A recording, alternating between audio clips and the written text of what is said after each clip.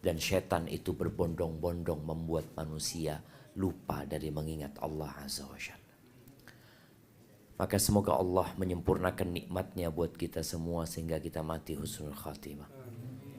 Allahumma salli wa sallim ala abdika wa rasulika Sayyidina wa maulana Muhammadin wa ala alihi wa ashabi ajma'in, amma ba'd.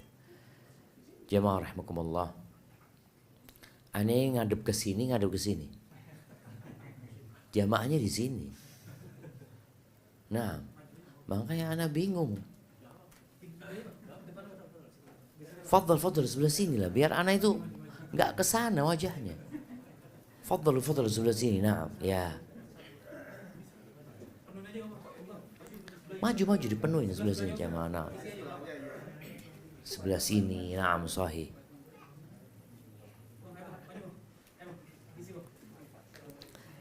Tidak apa-apa, yang tua bersandar di tembok, tidak apa-apa. Nah, iya, yang muda-muda lah, yang muda-muda.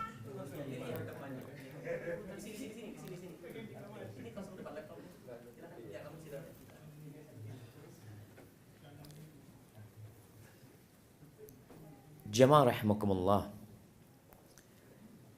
Tanggal berapa hari ini? Tanggal 17. Tanggal isopo. Ada orang-orang yang ingat dan ada orang-orang yang lalai. Orang-orang yang lalai itu yang hari ini tanggal 17. Itu orang-orang yang lalai. Kenapa? Di masa Nabi alaihi salatu wassalam, Nabi menyebutkan bulan Sya'ban ini bulan yang dilalaikan manusia. Padahal di masa itu belum ada yang kenal di antara para sahabat dengan bulan Masehi. Nggak ada. Jadi para sahabat Nabi radhiyallahu anhum, mereka nggak kenal dengan bulan Januari sampai bulan Desember. Ya, mereka kenalnya ya dengan bulan-bulan Islam ini. Tapi Rasulullah sallallahu alaihi wasallam ketika menyebutkan bulan Sya'ban, dzaka syahrun yaghfalu anhu nas. Bulan Sya'ban itu bulan yang dilalaikan manusia. Fadhal, sudah sini.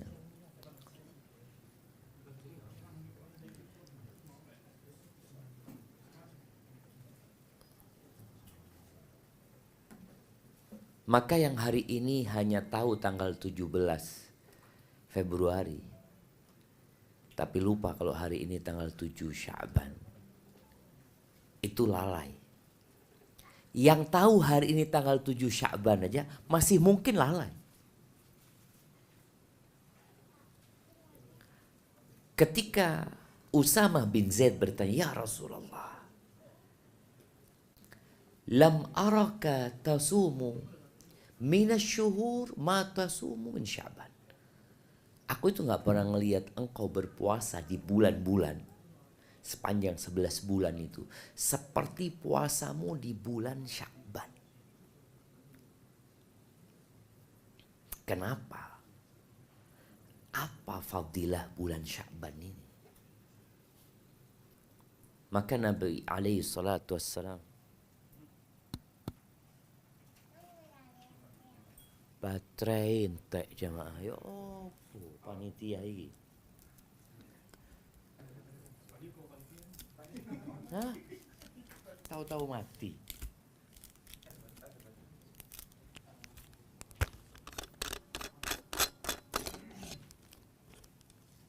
Baru.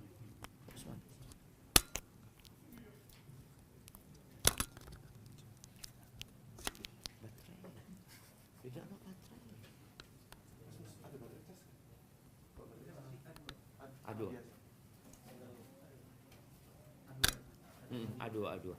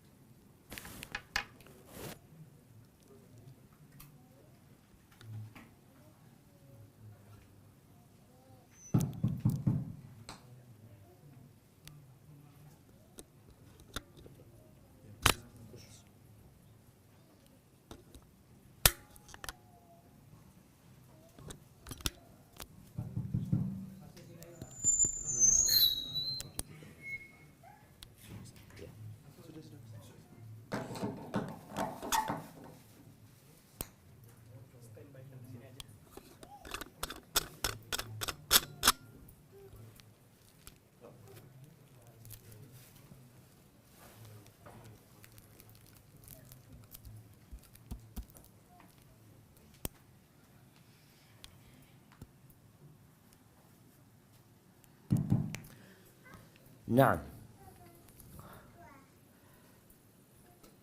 itu namanya takdir Allah Azza wa Jalla. Ana yakin gak ingin semua mic-nya mati. Tapi kalau Allah katakan mati, dia akan mati. Dengan cara lupa ini dan itu. Taib, kembali kepada bulan Sya'ban ini. Apa kata Nabi SAW? Dzaka syahrun yaghfalu anhun nas. Bulan Sya'ban ini, di generasi terbaik umat Islam, itu lalai umat manusia.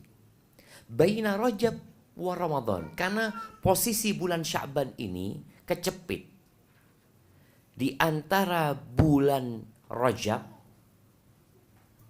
yang merupakan salah satu bulan haram, yang sejak penciptaan langit dan bumi bulan Rajab adalah bulan yang diagungkan, wa Ramadan, dan di antara bulan Ramadan yang kita tahu umat Islam menanti-nanti bulan Ramadan, dan dia lupa bahwa ketika mau berjumpa dengan Ramadan lewatnya bulan Sya'ban. Turfa'u fihil a'mal ila rabbil alamin. Ya, silakan masuk di sebelah kanan kosong masih.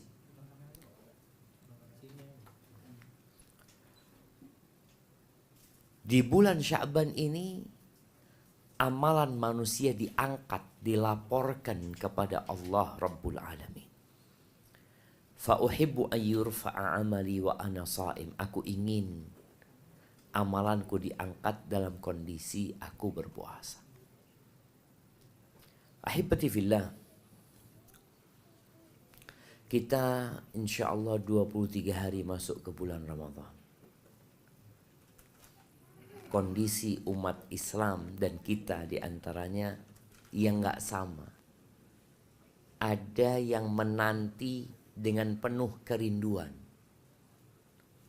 Ya Allah, insyaallah Ramadan ini kari terulikur dino insyaallah. Ayo siap-siap. Apa? Itu ku sirup, itu ku kurma, apa. Ada kan? Ada umat Islam seperti itu. Mereka siap-siap. Ada yang siap-siap mungkin dengan bersih-bersih rumah. Ada yang persiapannya dengan ziarah kubur. Ada yang dengan silaturahim. Ya. Macam-macam lah persiapan umat manusia. Ada apa sih dengan bulan Ramadan ini? Kenapa kita harus bersiap-siap? Dan kita akan bicara persiapan seperti apa yang seharusnya kita lakukan. Ahibati fillah, sebagian kita keluarganya sudah meninggal dunia di fase penantian bulan Ramadan tahun ini. Mungkin ada yang suaminya, ada yang istrinya, ada yang anaknya. Tidak selalu orang tua mati lebih dahulu. Berapa banyak orang tua yang mengantarkan jenazah anaknya ke kuburan. Kita yang masih hidup belum tentu nyampe bulan Ramadan. Talha bin Ubaidillah, dia bercerita bahwa ada 2 orang dari kabilah Bali itu datang berbarengan untuk masuk Islam kepada Nabi alaihi salatu wassalam. Datangnya bareng. Berarti kalau bicara umur Islam mereka sama. Fakana ahaduhuma ashadd ijtihadan minal akhar. Kata Talha bin Ubaidillah, ya dia berinteraksi dengan 2 orang ini, tahu yang satu dari keduanya ini lebih semangat ibadahnya daripada yang satunya. Yang satunya biasa-biasa aja. Faghazal mujtahid minhuma fastushhid. Yang semangat itu ikut jihad dan tewas di medan perang. Thumma makathal akhar ba'dahu sanah thumma tufiya. Sohibnya ini umurnya lebih panjang 1 tahun setelah Islam. Hidup setahun kemudian dan meninggal dunia. Tidak mati di medan perang. Meninggal biasa. Qala Talha fara'aitu fil manam. Talha bermimpi. Dalam mimpinya kata dia, baina ana inda babil jannah. Aku bermimpi seakan-akan aku sedang di pintu surga. Kata dia, fa'adhina lilladhi tuwuffiya idh ana bihima. Kata Talha, aku di pintu surga ketemu sama 2 orang ini. Fakharaja kharijun minal jannah. Tahu-tahu ada yang keluar dari surga mengatakan, engkau masuk. Yang disuruh masuk duluan itu bukan yang mati di medan perang. Setelah itu keluar lagi nyuruh masuk yang mati syahid. Kemudian dia keluar yang ketiga kali mengatakan kepada aku, irji fa innaka lam ya'ni laka ba'd. Engkau pulang engkau. Belum waktunya engkau, kata. Talha bangun. Pagi harinya dia cerita di kota Madinah ini. Di masa hidup Rasul sallallahu alaihi wasallam. Orang-orang pada heran dengan mimpinya Talha. Cerita itu sampai ke Rasulullah SAW. Wa haddathuhul hadith. Mereka menyampaikan kepada Nabi SAW ketakjuban mereka. Lalu Nabi menegaskan kepada mereka. Sallallahu alaihi wasallam, min ayyi dzalika ta'jabun. Poin yang mana yang membuat kalian itu takjub, poin yang mana? Kata mereka, ya Rasulullah. Alaikas salatu wassalam ya Rasulullah. Itu lebih semangat beribadah. Mati syahid. Kok masuk surganya lebih dulu yang mati biasa? Yang ibadahnya biasa-biasa. Ya ahli ibadah tapi gak sesemangat yang pertama, kata dia. Maka Nabi mengatakan kepada mereka alaihi salatu wassalam, alaysa makatha hadha ba'dahu sana. Bukankah yang tadi yang gak terlalu semangat itu umurnya lebih panjang, hidup setahun kemudian. Ini hadis penting buat orang-orang yang dikasih umur panjang. Mungkin antum capek. Terus terang, kalau ana dikasih pilihan mati sekarang atau mati 20 tahun lagi, antum milih mana? Tuh saya kesel satu urip iki. Capek hidup ini jemaah. Banyak yang harus kita kerjakan. Dan ad-dunya sijnul mu'min. Dunia itu penjara buat orang yang beriman. Mau seseneng apapun orang beriman itu, tetap ada aturan yang harus dia lakukan. Ada batasan-batasan yang gak boleh dia lewati. Melelahkan. Makanya orang yang bertambah umurnya, bertambah perjuangannya. Bertambah godaan setannya kepada dia. Bertambah bisikan-bisikan syahwat dan nafsunya. Itu yang terjadi. Maka Nabi SAW mengatakan, bukankah orang itu umurnya tambah setahun ya? Artinya setahun kemudian baru dia mati. Qalu bala. Iya ya Rasulullah, betul. Wa adraka Ramadan. Dan dia mendapati bulan Ramadan. Iya ya Rasulullah, dia puasa di bulan Ramadan. Dia sholat, berapa rakaat sholat dia. Berapa sujud dia selama 1 tahun. Sedangkan sahibnya sudah mati duluan. Ini yang hidup punya kesempatan untuk menambah. Kalau dia cuma sholat 5 waktu, antum bisa bayangin. 5 waktu kali 300. 300 berapa? Meneng. 350 56 56. Karena bedanya kadang kala 11 hari Masehi sama Hijriah kan seperti itu. Ini bicara Ramadan ke Ramadan loh. Jadi nggak ada bicara dari April ke April. Ini dari Ramadan ke Ramadan. Maka Nabi SAW mengatakan, bukankah berapa banyak sujud dia dalam setahun? Kalau bala ya Rasulullah, banyak kalau dihitung. Belum lagi kalau dia tadi puasa di bulan Ramadan. Nabi menyebutkan adraka Ramadan. Dia mendapati bulan Ramadan. Qala Rasulullah sallallahu alaihi wasallam, fama bainahuma ab'ad mimma bainas sama'i wal ardi. Derajat antara dua orang itu perbandingannya seperti antara langit dan bumi. Itu fadilah Ramadan. Fadilah antum umurnya ditambah sama Allah SWT. Maka berdoalah, Allahumma balighna Ramadan. Ya Allah, sampaikan kami ke bulan Ramadan.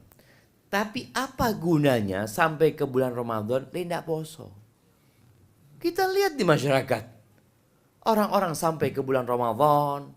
Kemarin Ramadan dia masih hidup, Ramadan sekarang masih hidup, mungkin Ramadan tahun depan masih hidup. Tapi tatkala dia tidak berpuasa. Dan sedih jemaah. Melihat kondisi masyarakat yang seperti itu. Ini hadis rawahu Ibnu Majah wa Ahmad dan disahihkan oleh Syekh Albani rahimahullahu taala. Tapi apa fadilah bulan Ramadan? Supaya kita semangat. Orang itu akan semangat menyambut kalau dia tahu yang disambut ini mulia. Tapi kalau dia tidak beranggapan mulia, ya biasa-biasa aja. Contoh, ketika artis Korea datang ke Indonesia, apa? Nah, sebutan mereka? K-pop wala BTS apa datang, antum kira-kira nyambut nggak? Enggak kan? Oh polazat, karena memang kita tidak menganggapnya mulia. Seperti itu juga orang yang menyambut Ramadan. Ada orang-orang yang tidak nyambut Ramadan karena buat dia bukan sesuatu yang spesial. Berarti semua kembali kepada iman. Kembali kepada keyakinan. Kembali kepada cinta. Maka yang cinta, antum tahu waktu konser apa? Coldplay apa? Iya. Itu berapa anunya? Apa namanya? Tiketnya. Itu yang ingin beli tiket jutaan. Berapa juta yang katanya mengunjungi situs tiket gitu. Itu jutaan. Ingin ya. Mereka ingin tiketnya habis, tiketnya habis, tiketnya habis, tiketnya habis. Ingin. Kenapa dia sampai begitu semangat? Karena dia menganggapnya spesial. Maka ini yang perlu ditanamkan di hati masyarakat bahwasanya Ramadan itu spesial. Harapan kita, dakwah kita harus lebih kreatif lagi. Makanya di Gresik ini kalau bisa yang punya kelebihan harta mulai pasang banner-banner di pinggir jalan itu. Menjelaskan bukan selamat Ramadan, bukan. Ono opo Ramadan itu. Mengingatkan ada apa. Contohnya bikin besar. Sebentar lagi pintu surga akan dibuka. Itu yang naik sepeda motor parkir jemaah. Apa ini? Pintu surga ini dibukai. Itu kita perlu pasang di pinggir-pinggir jalan jemaah. Mengingatkan mereka. Di tempat lain lagi disebutkan siap-siap. Rantai-rantai dan belenggu setan sedang dipersiapkan untuk membelenggu setan. Itu orang jadi berpikir, oh, disinilah orang perlu tahu ada apa dengan Ramadan. Sehingga tumbuh cinta, kemudian dia menyambut dengan penghormatan dan pengagungan. Yang pertama, Ramadan ini Allah jadikan sebagai bulan pelaksanaan rukun Islam. Puasa. Allah berfirman di surat Al-Baqarah ayat 185, Syahrul Ramadhan alladzi unzila fihi al-Qur'an hudan linnas wa bayyinatin minal huda wal furqan. Allah menyebutkan bulan Ramadan yang Allah turunkan di dalamnya Al-Quran. Ini keutamaannya. Al-Quran itu bermula turun di bulan Ramadan. Atau full turun Al-Quran dari Lauhul Mahfud ke langit dunia itu di bulan Ramadan. Hudan linnas, petunjuk bagi umat manusia. Bayangin ya, 8 miliar manusia yang sekarang hidup itu, mereka tidak akan benar hidupnya kecuali mereka mengikuti petunjuk ini. Dan petunjuk itu diturunkan di bulan Ramadan. Wa bayyinatin minal huda wal furqan. Dan penjelasan untuk petunjuk-petunjuk itu dan pembeda. Jadi Al-Quran ini yang membedakan antara yang benar sama yang salah. Yang hak dan yang batil. Faman syahida minkumus syahra falyasumhu. Ini perintah Allah. Barang siapa yang hadir di bulan Ramadan, hendaklah dia melaksanakan puasa. Hadis Nabi SAW, Bunyal Islamu ala khamsin. Agama Islam itu dibangun di atas 5 pondasi. Syahadatu an la ilaha illallah wa anna Muhammad Rasulullah wa iqamis salah wa ita'iz zakah wa sawmi Ramadan wa hajjil bait. Itu rukun Islam. Maka perlu di jalan-jalan mungkin kita bikin status atau kita sebarkan Ramadan rukun Islam. Yang merasa Islam kudu poso. Yang ndak Islam ndak usah puasa. Karena Allah mengatakan ya ayyuhalladzina amanu kutiba alaikumusiyam. Yang beriman kudu poso. Dakwah ini bukan kewajiban ustadz saja. Tapi kewajiban setiap muslim. Kalau yang hadir di tempat ini 100 orang. Ternyata dia punya sohib 5. Dia sampaikan yang dia dengar kepada mereka. Loh, anak kan tidak hafal ayatnya Ustaz. Anak kan tidak ngerti. Tapi kan faham. Maknanya faham. Dan Nabi SAW mengatakan, Balighu anni walau ayat. Sampaikan dari aku walaupun 1 ayat. Tidak nunggu jadi Ustaz baru nyampaikan. Antum punya pembantu di rumah. Antum punya sopir di rumah. Antum punya pekerja di rumah. Sampaikan loh, puasa ini bentar lagi nih. Ramadan ini bulan yang agung. Allah turunkan Al-Quran di dalamnya. Kemudian Allah jadikan di bulan Ramadan ini Lailatul Qadar. Di bulan Sya'ban ini bentar lagi banyak masyarakat muslim merayakan nisfu Sya'ban. Ada banyak hadis yang berkaitan dengan nisfu Sya'ban. Bahkan ada hadis-hadis yang menyebutkan bahwasanya nisfu Sya'ban itu malam penentuan takdir. Sehingga orang di nisfu Sya'ban itu ya benar-benar mengagungkan. Dengan harapan ditulis takdir baik sepanjang 1 tahun. Tapi ternyata hadis-hadisnya perlu diperhatikan kembali. Banyak hadisnya dhaif. Karena malam penentuan takdir itu kapan? Lailatul Qadar. Bukan Laila nisfu Sya'ban. Di sini Allah Azza wa Jalla mengatakan inna anzalnahu fi lailatul qadar. Wa ma adraka ma lailatul qadar. Lailatul qadri khairun min alfi syahr. Bayangin ya.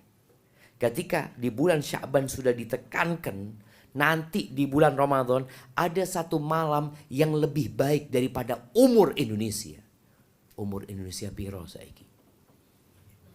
78. Anak kasih hadiah, Masya Allah. 78 umurnya Indonesia. Masya Allah. Lailatul Qadar itu berapa tahun? Lebih baik dari 1000 bulan. 83 tahun plus 4 bulan. 1 malam.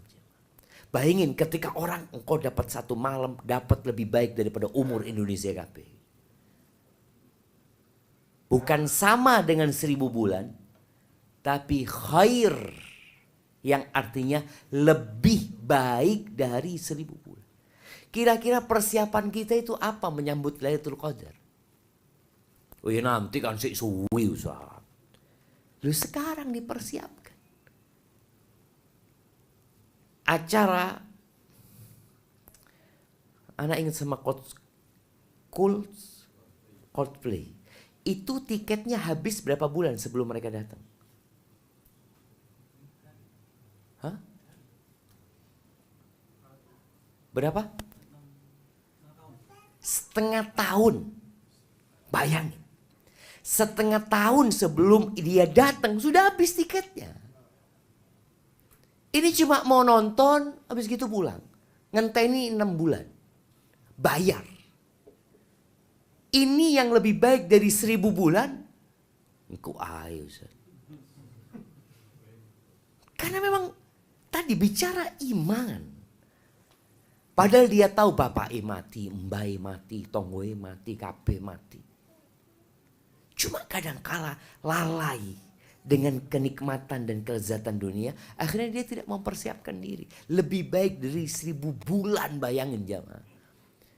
Siapa yang umurnya 1000 bulan sekarang anak kasih hadiah? Nah, ada yang umurnya 80. Bapak umur berapa? 57. Suwi. Nah, ibu-ibu ada yang 80? Kasih hadiah kalau ada yang 80. Gimana antum beramal satu malam lebih baik dari orang yang umurnya 83 plus 4 bulan. Lebih baik dari itu. Itu fadilah Ramadan.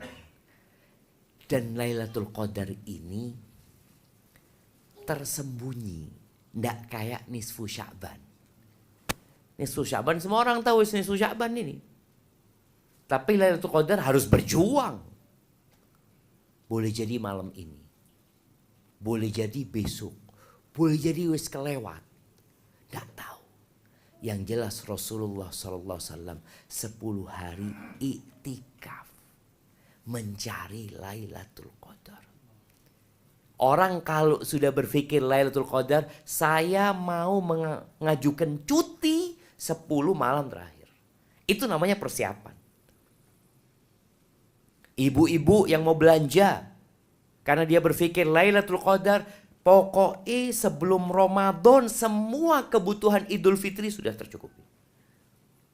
Tidak ada ceritanya, yuk mau belanja, no. Itu orang persiapan Lailatul Qadar. Dia mengatakan kepada istrinya, ndak ono acara nanti mau belanja lagi atau mau bikin kue, nggak ada. Mau bikin kue sebelum Ramadan. Waduh, sebelum Ramadan bikin kue. Kurang fresh. Weteng tok sing dipikirno. Ramadan itu bulan ndak makan. Ini perut. Antum kok lihat iklannya nanti sebelum Ramadan, semua iklan berkaitan dengan perut. Yang sirup, yang susu, yang vitamin, apa lagi? Yang biskuit. Cemacu, ya Allah, panganan. Ini bulan orang Islam sedang ngurangin makan. Maka tolong tadi, Lailatul Qadar, kalau sudah bicara Lailatul Qadar, ada orang yang bekerja, bagaimana dia mengajukan cuti sebelum Lailatul Qadar umpamanya. Bagaimana dia punya program pekerjaan-pekerjaan yang bisa selesai sebelum 10 hari terakhir Ramadan. Dari mana? Karena dia tahu dengan fadilah Ramadan. Dia tahu dengan fadilah Lailatul Qadar yang aku kayak itu soning dulu. Kesempatan aku beramal sedikit tapi dapat balasan yang besar. Tapi subhanallah, godaan 10 malam terakhir itu lebih dahsyat. Antum kalau lihat malam pertama masjid rame. Tarawih itu sampai sandal-sandal hilang itu. Biasanya itu awal Ramadan. Tapi kalau sudah pertengahan mulai berkurang, 10 hari terakhir tambah berkurang. Kecuali ya di beberapa masjid, mungkin Anda lihat tetap ya bertahan. Tadi ada orang-orang yang memang mempersiapkan diri. Maka kalau bicara mempersiapkan diri, ya sekarang antum berpikir. Selesaikan pekerjaan. Selesaikan belanja. Semua sudah selesai ditaruh. Ngomong sama anak-anaknya. Sampai anak ingat dengan cerita seorang ibu ketika masuk Ramadan. Dulu jamaah ya. TV-nya itu dibalik sama ibunya. TV-nya dibalik. Loh bu, ya apa sih? Ramadan ini banyak acara yang lucu-lucu, yang menyenangkan. Kan banyak Ramadan tuh. Sebelum berbuka ya. Waktu sahur. Kata ibunya, nak sudah 11 bulan cukup nonton TV. Nak. 11 bulan. Anggap 330 hari. Masa enggak bisa kita sebulan enggak usah nonton TV. Kemudian keutamaan Ramadan. Rasulullah sallallahu alaihi wasallam mengatakan, man sama Ramadhana imanan wahtisaban ghufira lahu ma taqaddama min dhanbi. Barang siapa yang berpuasa di bulan Ramadan karena iman, bukan karena melok-melokan, bukan karena ndak enak. Karena terus terang ada orang puasa karena ndak enak. Ya apa Ustaz, semua di rumah puasa, masa anda ndak puasa? Isin lah. Itu nggak akan mendapatkan fadilah. Fadilah ini yang berpuasa karena iman. Karena dia tahu ini perintah Allah dan berharap pahala, maka dosa-dosa dia yang lalu diampuni sama Allah SWT. Ini hadis riwayat Imam Bukhari dan Muslim. Dan juga hadis man qama ramadhana imanan wahtisaban. Barang siapa yang sholat di malam-malam Ramadan karena iman dan berharap pahala, dosa-dosa dia yang lalu akan diampuni sama Allah SWT. Kemudian fadilah Ramadan ini, pintu-pintu surga dibuka. Pintu-pintu neraka ditutup, setan-setan dibelenggu. Ini coba, bagaimana hadis ini menjadi, tadi kita perlu sewa, apa nih? Billboard itu pinggir jalan jemaah.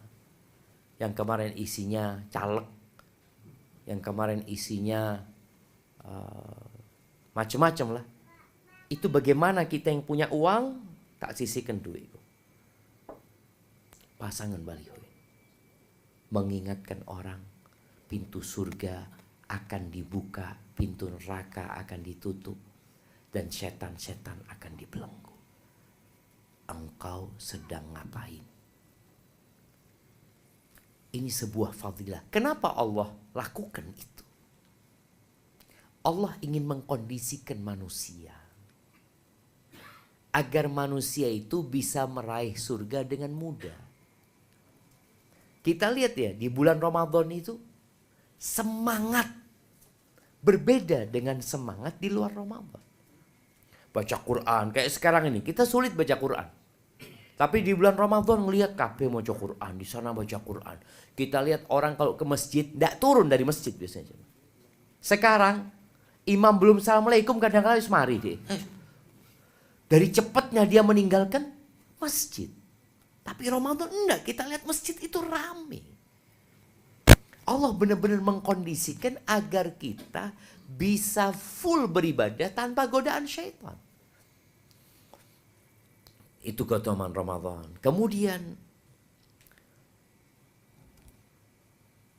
biasanya para tahanan itu di bulan Ramadan mendapatkan remisi. Ada remisi yang pengurangan masa tahanan. Ada yang remisi keluar dari tahanan. Macam-macam remisi mereka. Dan ternyata di bulan Ramadan ini tiap malam Allah memberikan remisi kepada orang-orang yang divonis masuk neraka untuk keluar dari neraka, dibebaskan dari api neraka. Kata Nabi SAW, Lillahi inda kulli fitrin utaqa. Setiap waktu berbuka, ini setiap hari, khususnya di waktu berbuka, Allah itu punya orang-orang yang dikasih remisi bebas dari api neraka. Kita ini semua punya tempat di neraka. Jadi kalau jumlah umat manusia itu 50 miliar dari sejak penciptaan Adam sampai nanti hari kiamat. Sekarang jumlah manusianya berapa? 8M ya. 8 miliar kira-kira. Yang sudah mati berapa kira-kira? Allahu a'lam ya. Kalau jumlah manusia itu 50 miliar. Neraka itu cukup untuk 50 miliar manusia ini. Semua punya tempat di neraka. Dan semuanya juga punya tempat di surga. Ketika Allah bebaskan dia dari api neraka, Allah hapuskan nama dia dari penghuni neraka. Nggak ada dia di surga Allah Azza wa Jalla.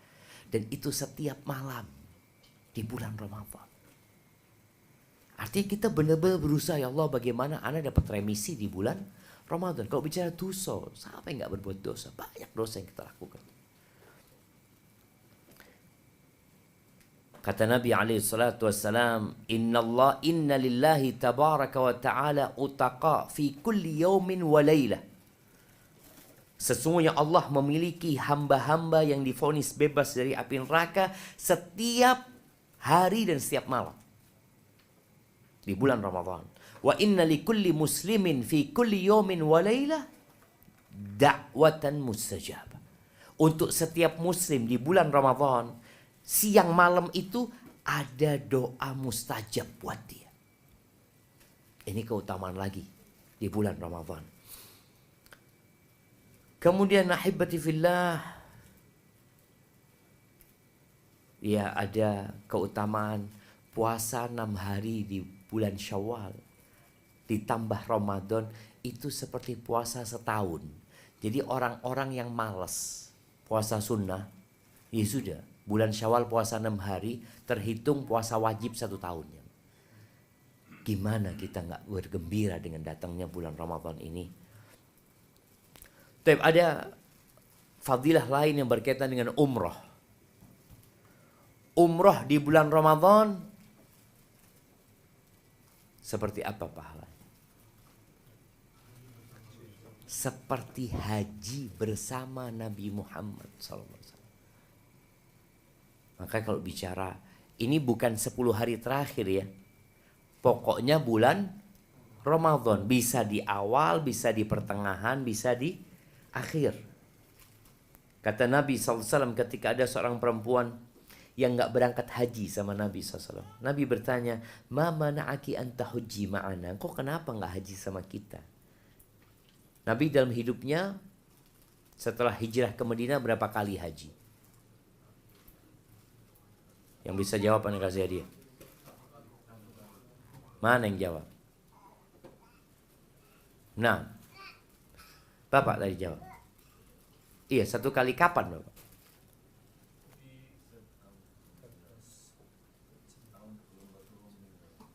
Setahun.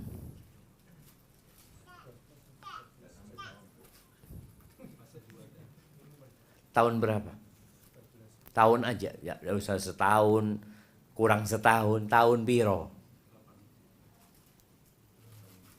Tahun 8 itu penaklukan kota Mekah ya. Nah, 11 Hijriah sudah meninggal Rasulullah. Tahun 10 tidak jadi hadiahnya. Tahun 10. Jadi kalau bicara setahun sebelum meninggalnya Nabi SAW, enggak. Nabi meninggal di bulan Rabiul Awal. Rabiul Awal itu bulan ketiga. Muharram, Safar, Rabiul Awal. Haji itu bulan ke-12. Jadi 3 bulan sebelum meninggalnya Nabi SAW, Nabi berhaji. Memang tahunnya berganti ya. Tahun 11 sama tahun ke-10. Ini perempuan gak ikut haji. Lihat bagaimana pedulinya Rasulullah SAW kepada umatnya. Ini perempuan lihat kok gak kelihatan kemarin berangkat haji. Kenapa kok gak haji? Maka perempuan ini radhiyallahu ta'ala anha mengatakan, lam yakun lana illa nadihan. Ya Rasulullah, kami nggak punya kecuali 2 ekor onta. Bapaknya anak-anak bersama anaknya haji dengan 1 onta. Yang satunya ditinggal untuk nyirami kebun kami. Oh gitu, ada alasannya.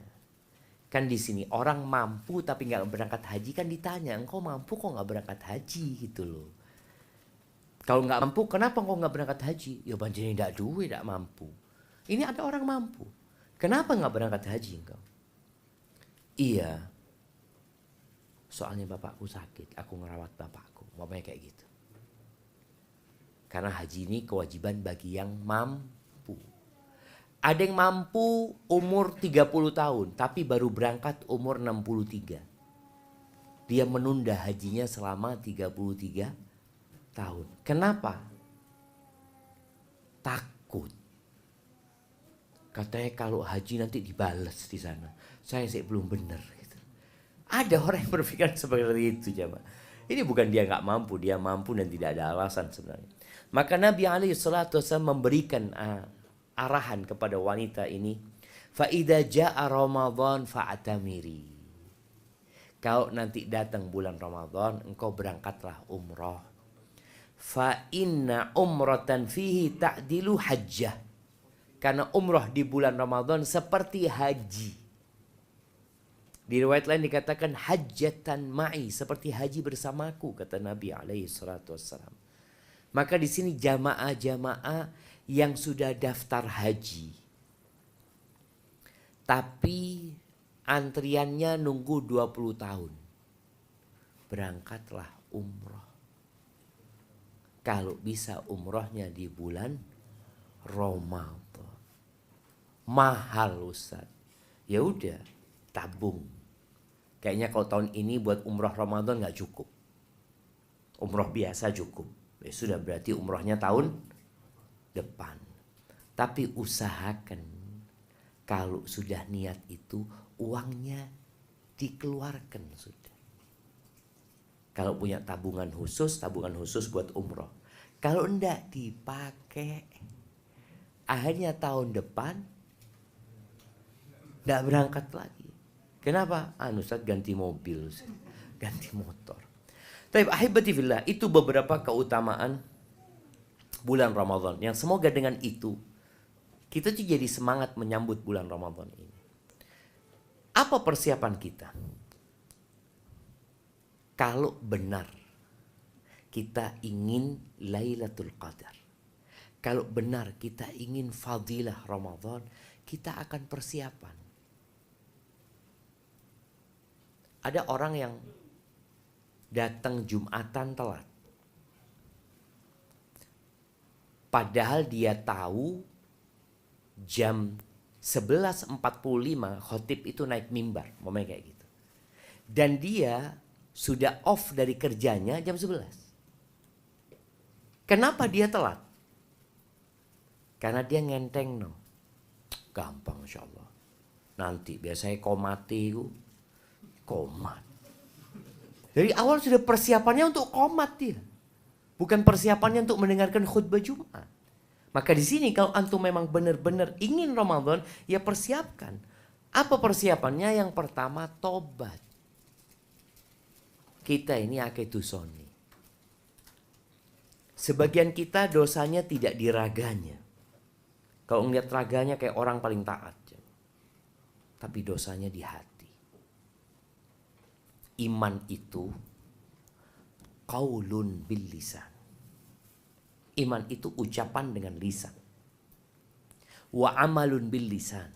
Dan amal dengan lisan. Taib, ana mau tanya, apa perbedaan ucapan dengan lisan dan amalan dengan lisan? Fadhal. Yang bisa jawab ana kasih hadiah. Lisan kita berkata dan lisan kita beramal. Hati kita berkata dan hati kita beramal. Apa amalan lisan? apa perkataan lisan dan apa amalan hati dan apa perkataan hati. Jemaah, Anda lihat sebagian sudah mulai merem-merem. Oh enggak Ustaz, itu sedang menghayati yang disampaikan. Fadal, fadal.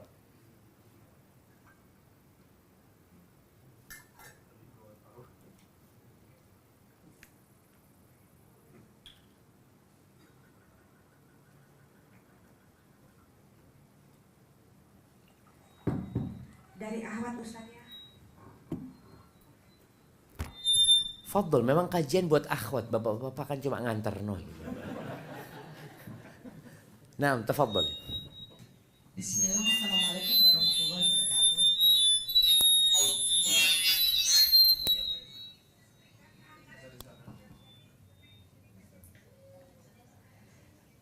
Gini Ustaz, kalau ucapan itu apa yang kita ucapkan di lisan saja, sedangkan kalau amal itu insya Allah dia diniatkan untuk ridho Allah, untuk ibadah.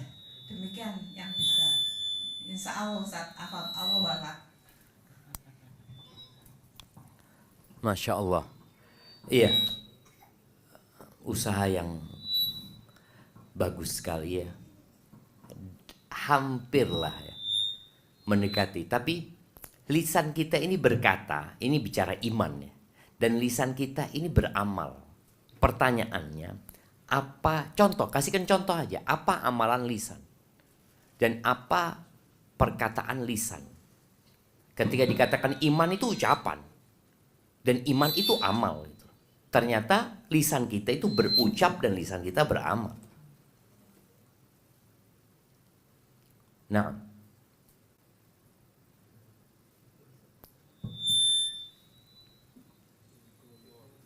tafadhali.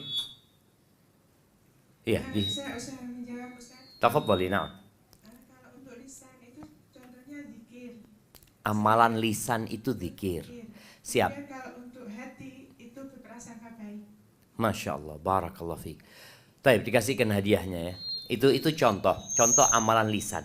Ucapan lisan itu adalah asyhadu an la ilaha illallah wa asyhadu anna Muhammad Rasulullah. Itu ucapan yang dikatakan masuk dalam keimanan.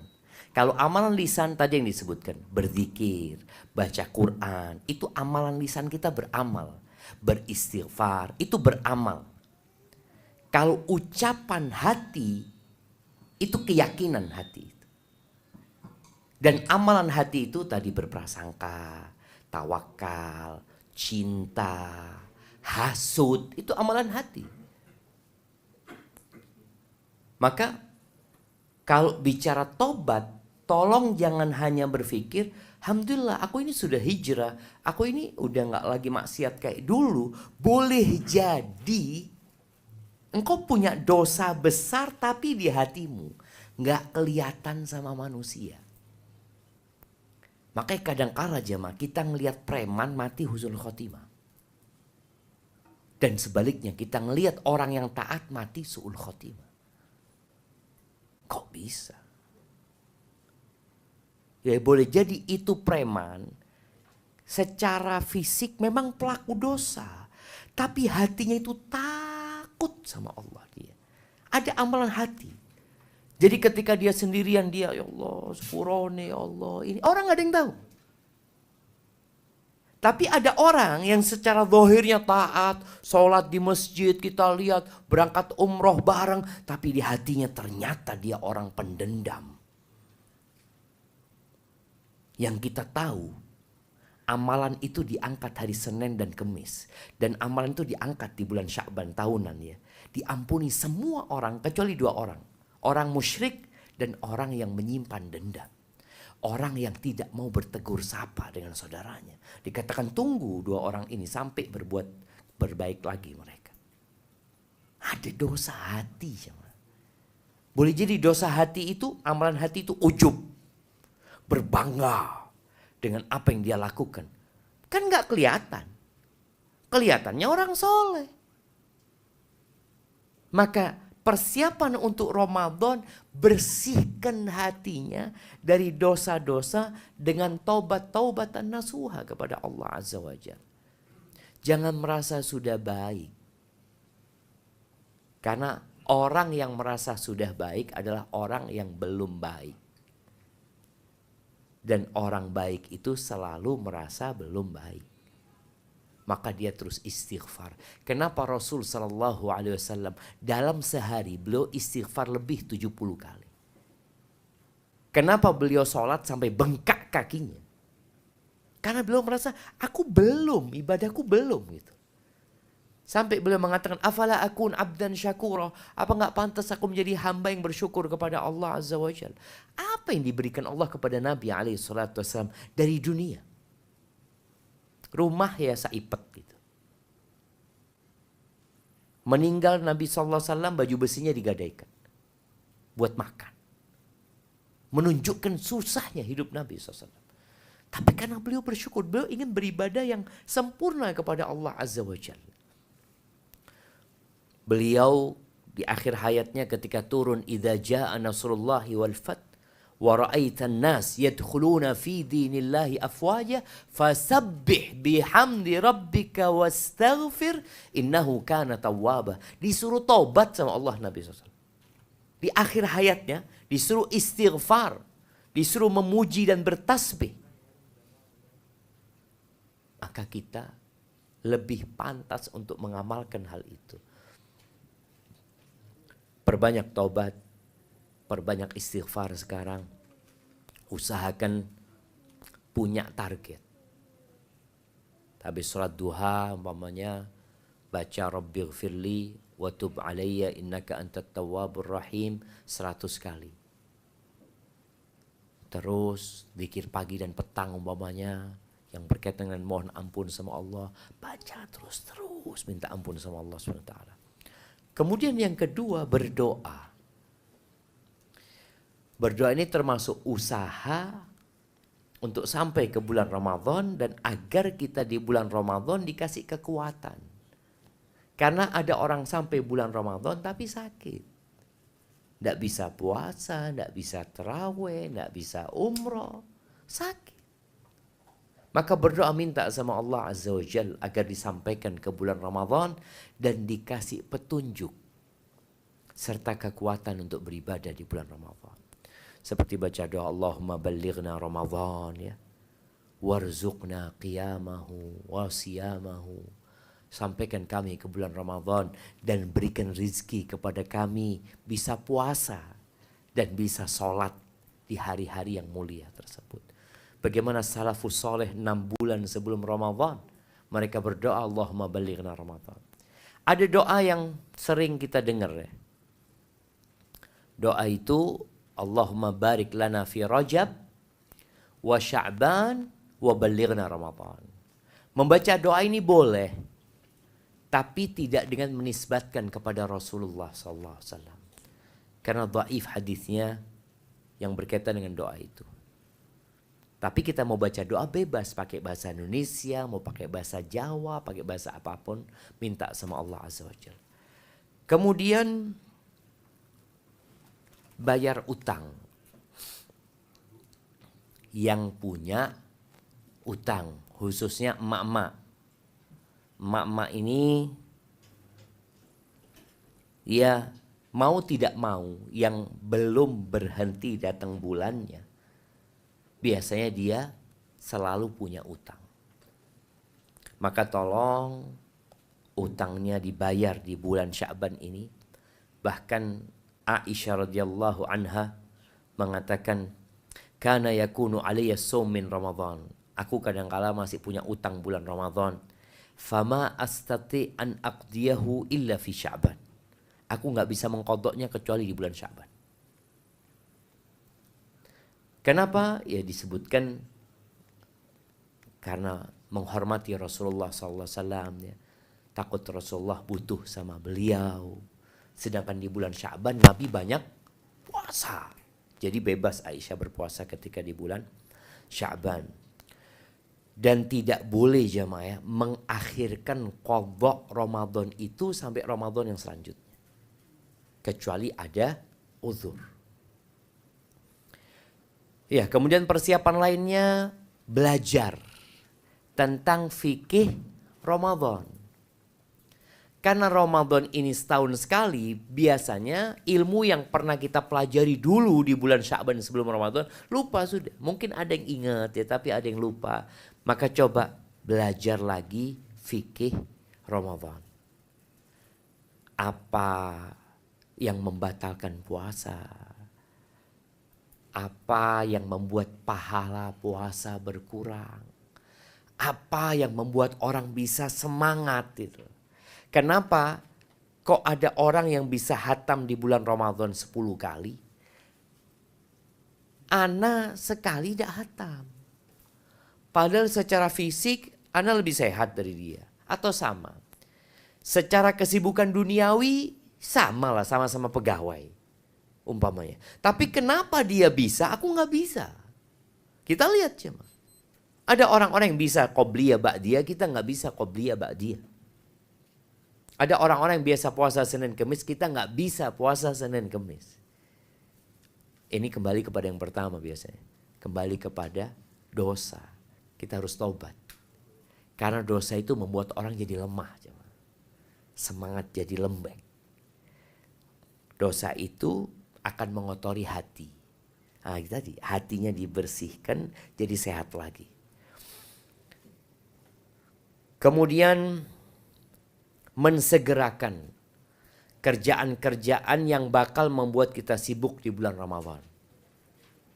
Contohnya tadi mau beli baju ya, mau bikin kue, mau ini itu. Yang bisa diselesaikan sebelum Ramadan selesaikan. Bayar utang, nanti temponya itu tanggal 15 Ramadan. Sudah lah, antum bisa bayar sekarang? Bayar sekarang. Zakat. Boleh nggak zakat wajibnya di Ramadan dibayar di Sya'ban? Boleh. Mensegerakan bayar zakat itu boleh. Yang tidak boleh menunda pembayaran zakat. Zakat itu kan per tahun. Kalau umpamanya kita tahun lalu punya uang 1 M. Di bulan Ramadan. Di Ramadan itu alhamdulillah usaha kita menghasilkan kita dapat uang 1 M. Kapan wajib mengeluarkan zakatnya? Ya akhir Ramadan lagi kan. Kan setahun tadi. Tapi kalau dia segerakan di bulan Sya'ban nggak apa-apa. Apalagi melihat masyarakat membutuhkan. Makanya kata Ibnu Hajar al-Asqalani rahimahullah, kanal muslimun idza dakhala Sya'ban akabbu 'alal masahif wa akhraju zakah. Dulu umat Islam yang terdahulu itu, kalau masuk bulan Sya'ban, ini bukan Ramadan, Sya'ban, mereka sibuk baca Quran. Dan mereka sibuk mengeluarkan zakat. Mulai dikeluarkan. Supaya tadi kita dapat berkahnya dari mengeluarkan zakat itu jadi semangat. Dengan kita baca Quran, kita juga dapat hidayah, dapat berkah. Kemudian masuk Ramadan, lebih semangat lagi beribadah. Maka tadi, kerjaan-kerjaan yang memang bakal menyibukkan kita di bulan Ramadan, tolong disegerakan. Banyak restoran itu tutup di bulan Ramadan. Kenapa? Jemaah. Banyak restoran tutup di bulan Ramadan. Karena sepi. Enggak, anak mau fokus ibadah. Anak nggak tahu ya. Tapi sebagian teman mengatakan, Anda kenapa antum tutup? Sepi. Asan buka takjil aja kata dia. Jadi bukan karena dia mau fokus ibadah gitu. Enggak, saya mau fokus ibadah karena sepi.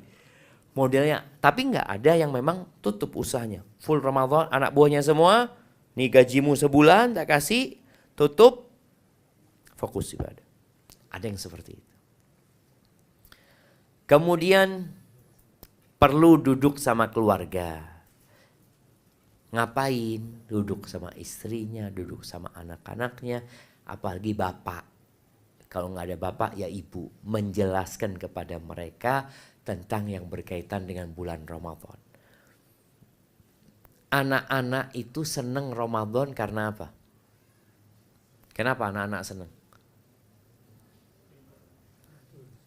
libur sekolah, mereka seneng. Iktikaf, anak punya anak baba, mau iktikaf kata dia. Ini umur 8 tahun. Kenapa? Karena dia mainnya tanpa batas. Iktikaf di masjid itu kan wis ketemu sohibnya terus. Tapi kalau di rumah kan tidur malam sudah nggak sama sohibnya. Tapi kalau di masjid sama kawan-kawannya terus. 24 jam bersama sohibnya dia. Dia belum paham. Tapi bagaimana orang tua memahamkan kepada anak-anak tentang fadilah Ramadan ini. Kemudian memperbanyak puasa sunnah di bulan Sya'ban. Modelnya seperti apa puasanya? Bebas. Boleh jadi puasanya puasa Daud di bulan Sya'ban. Ana bulan Sya'ban mau puasa Daud. Sehari puasa, sehari enggak. Sehari puasa, sehari enggak. Atau ana mau puasanya insya Allah ana mau puasa 15 hari di bulan Sya'ban Ustaz. Nyambung dari tanggal 1 sampai tanggal 15 semuanya. Atau ana mau puasanya Jumat, Sabtu, Ahad. Karena Senin kerja Ustaz. Senin, Selasa, Rabu, Kamis, repot kerjaan Ustaz. Ana mau puasa pokoknya mulai Jumat, Sabtu, Ahad. Nyambung seperti itu. Pokoknya Jumat, Sabtu, Ahad. Atau seperti apapun silahkan. Atau mau puasa paling tidak antum puasa di bulan Sya'ban ini sehari. Ada puasa sunnah sehari.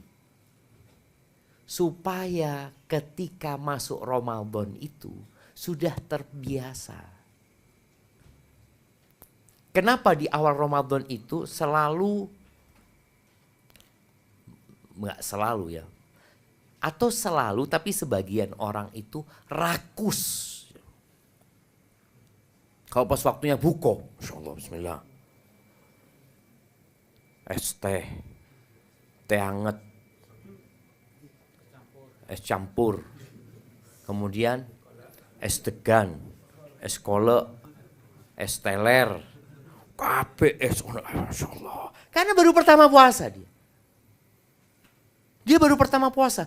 Orang yang sudah biasa puasa sunnah di bulan Sya'ban, ketika masuk awal Ramadan biasa aja dia. Ya sudah biasa. Tapi orang baru pertama buka, ya Allah.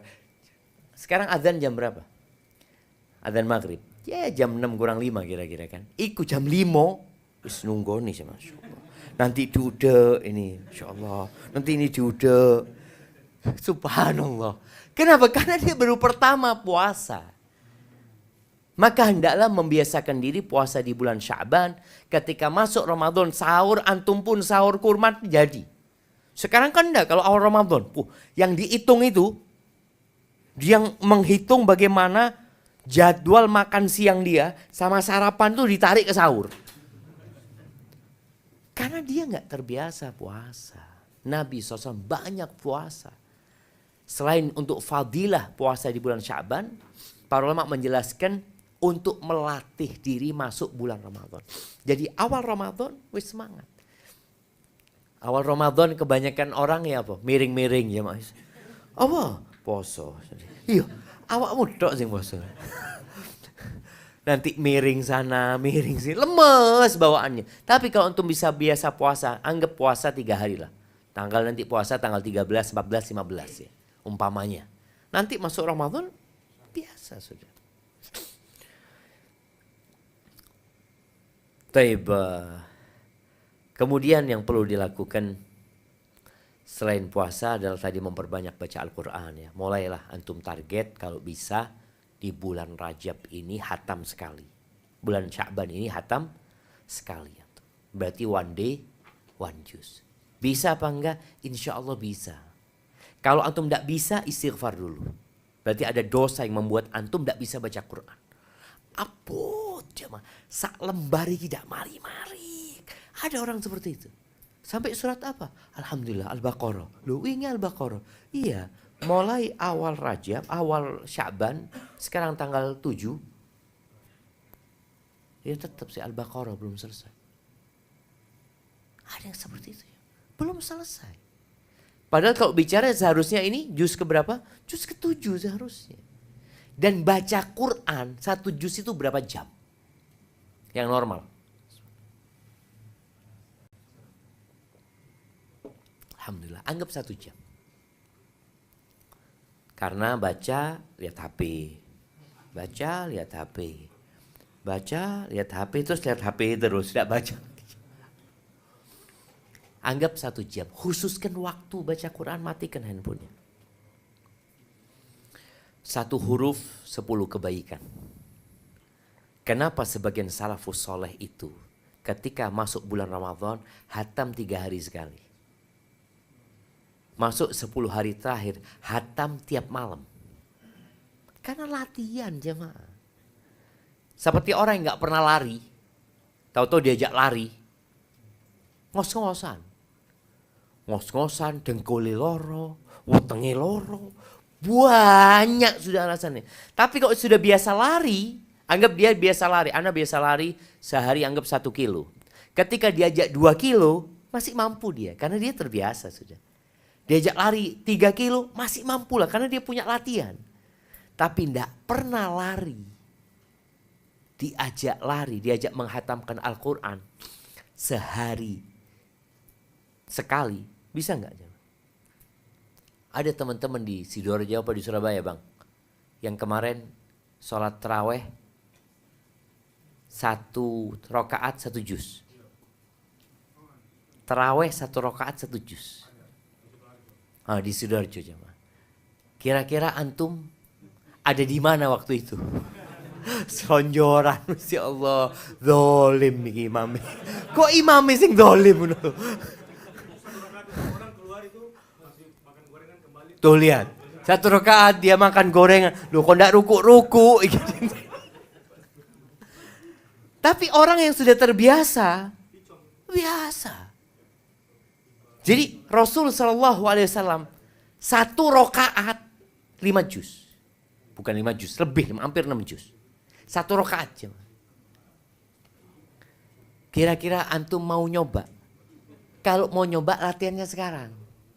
Tapi kalau malam Ramadan langsung nyoba, opname antum.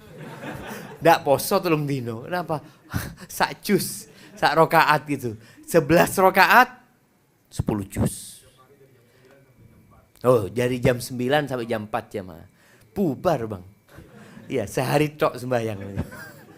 Tapi tadi perlu latihan. Baca Quran tolong dilatih. Baca Qurannya dilatih, puasanya dilatih. Sholat sunnahnya, anggap sekarang sholat sunnahnya antum latih qobliyah, ba'diyah, jangan ada yang lepas. Qobliyah, ba'diyah pokoknya full 12 rakaat. Kalau bisa ditambah duha.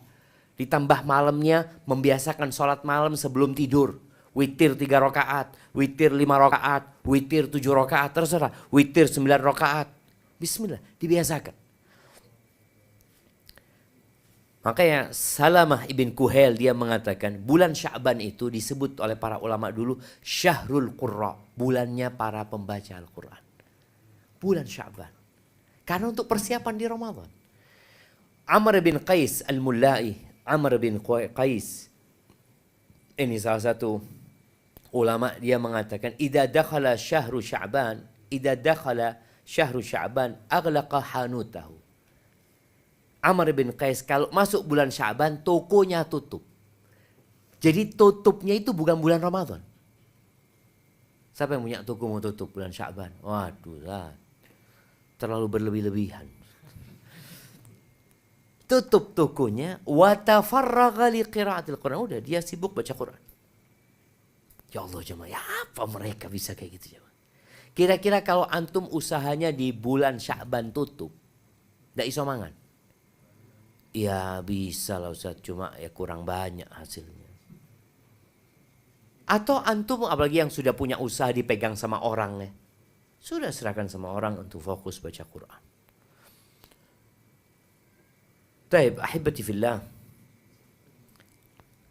Semoga Allah menyelamatkan kita sampai bulan Ramadan. Dan menyelamatkan Ramadan buat kita, dan semoga nanti amalan kita diterima sama Allah Azza wa Jalla. Itu beberapa hal yang berkaitan dengan bagaimana kita menyambut bulan Ramadan. Rasa cukup di sini. Kita masuk ke sesi tanya jawab. Tafadhol kalau ada pertanyaan, khususnya dari mak-mak, baru bapak-bapak. Naam, tafadhol.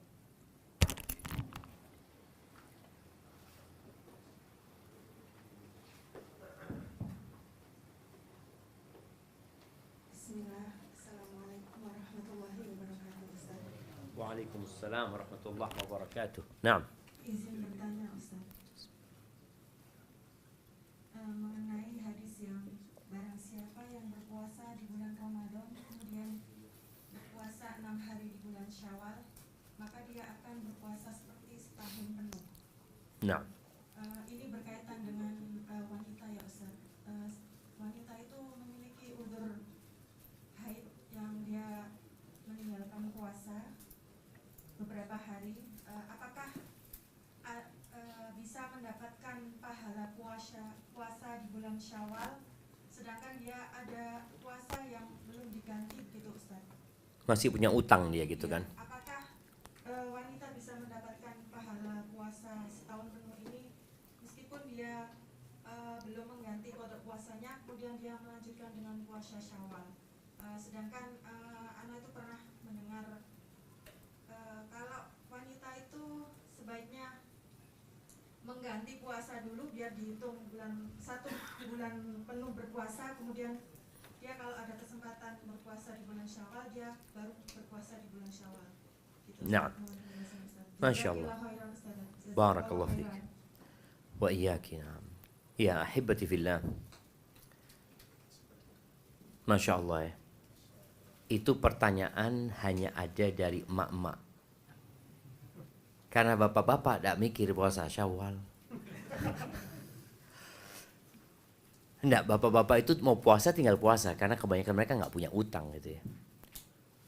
Ini berkaitan dengan hadis Nabi SAW. Man shoma Ramadan thumma atba'u sittan min Syawal. Barang siapa yang puasa Ramadan kemudian diikuti dengan 6 hari di bulan Syawal. Apakah makna hadis ini Ramadannya harus selesai baru puasa 6 Syawal, atau boleh dia puasa sunnah dulu 6 hari bulan Syawal, nanti qadha wajibnya menyusul? Masalah ini ada khilaf di antara para ulama. Ada khilaf, sebagian mengatakan nggak ada masalah. Yang penting dia punya tanggungan Ramadan harus diselesaikan. Walaupun yang lebih utama adalah menyelesaikan puasa Ramadannya.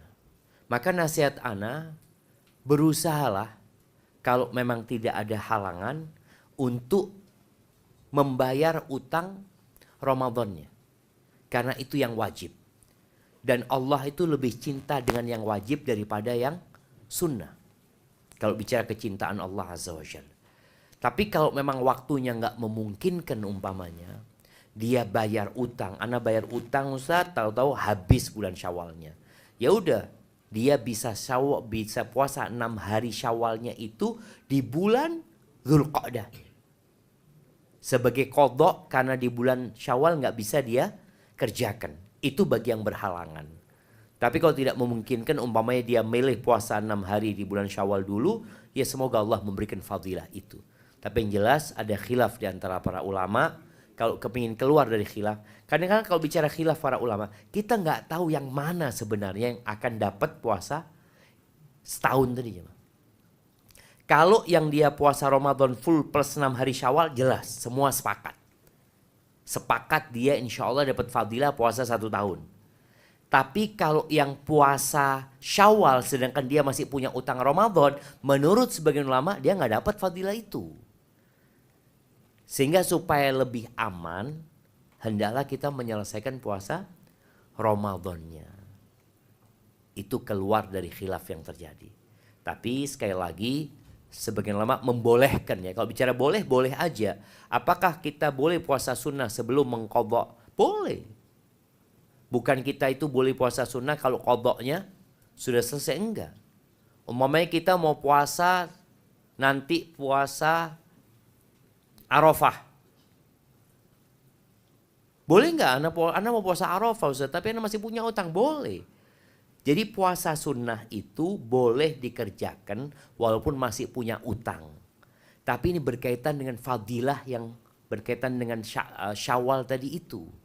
Karena hadisnya mengatakan siapa yang puasa Ramadan kemudian diikuti puasa 6 hari.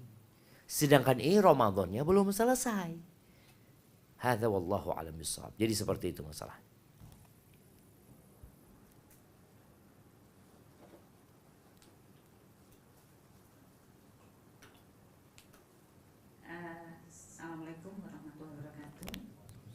Waalaikumsalam warahmatullahi wabarakatuh. Saya mau tanya tentang kisah Tolhah tadi, Ustaz. Naam. Kalau sepintas kita lihat dari kisah Tolhah itu, orang yang panjang umurnya bisa dipastikan masuk surga. Kalau sepintas kita lihat kisah sahabat yang umurnya lebih panjang 1 tahun dan bisa bertemu dengan Ramadan, dia masuk surga terlebih dahulu, dan jaraknya dengan yang meninggal sebelumnya itu bagaikan bumi dan langit. Naam. Tapi rasanya kok ya realnya kayaknya kok kepedean banget kalau saya kebetulan suami kabundut sebelum Ramadan. Allah yarhamu. Naam. Allah yarhamu. Naam.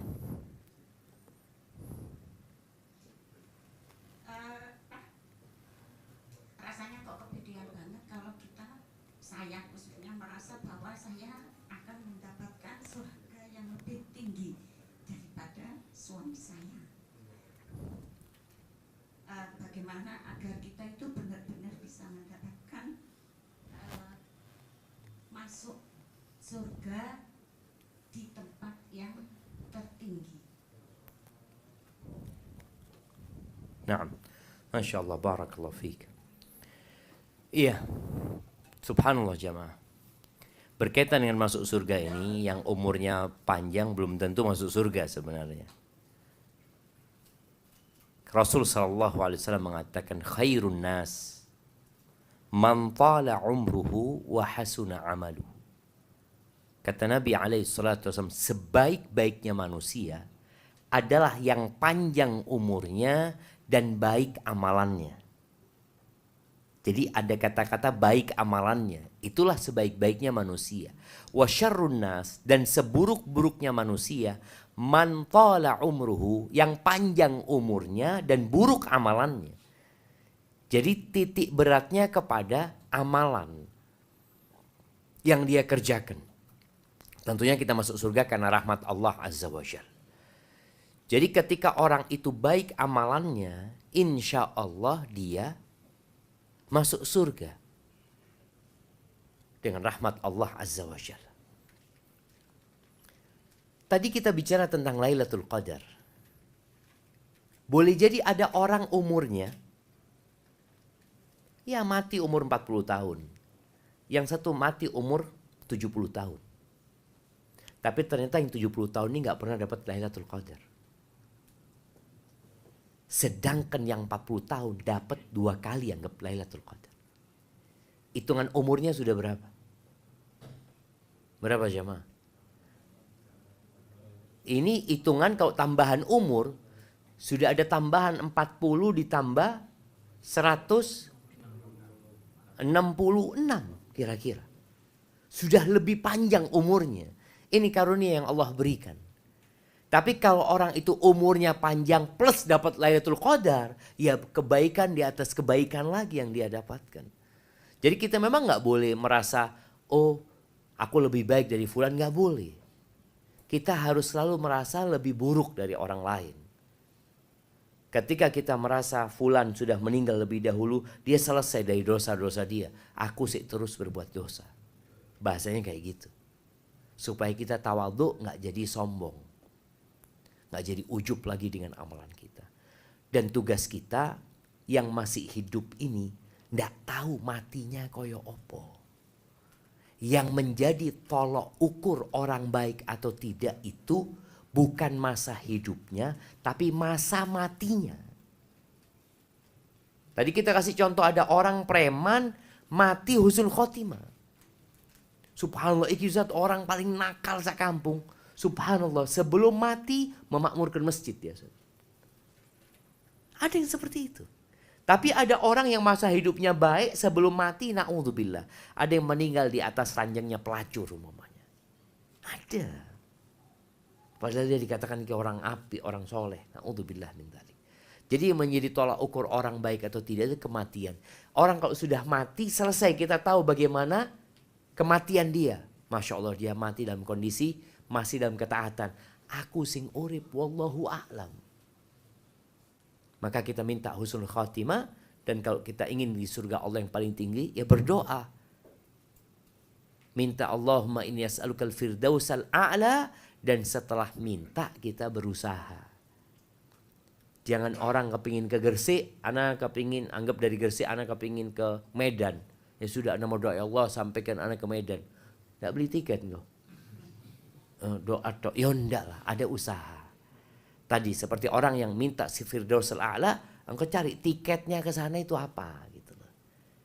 Salah satunya tiketnya adalah cinta Allah dan Rasulnya. Karena orang akan dikumpulkan dengan orang yang dia cintai. Hadza wallahu a'lam bishawab. Baik, sebelum pertanyaan langsung, di sini ada pertanyaan tertulis. Ana akan bacakan. Nah, apa hukuman apabila hutang Ramadan belum selesai dibayar sampai bulan Ramadan berikutnya? Ya, ada sebagian ulama yang berpendapat dia membayar fidyah. Selain dia puasa, dia bayar fidyah. Tapi yang sahih, dia bertobat kepada Allah. Utangnya tetap utang puasa, dibayar puasa, tapi dia perlu bertobat kepada Allah, minta ampun. Karena dia sudah menunda kewajiban yang seharusnya dia selesaikan. Kecuali yang ada uzur. Yang ada alasan seperti wanita menyusui, hamil. Kan ada wanita dari hamil nyusui, mari nyusui hamil meneng. Ya kadang-kala seperti itu. Barakallahu fiik. Tapi satu lagi pertanyaan anak akan bacakan.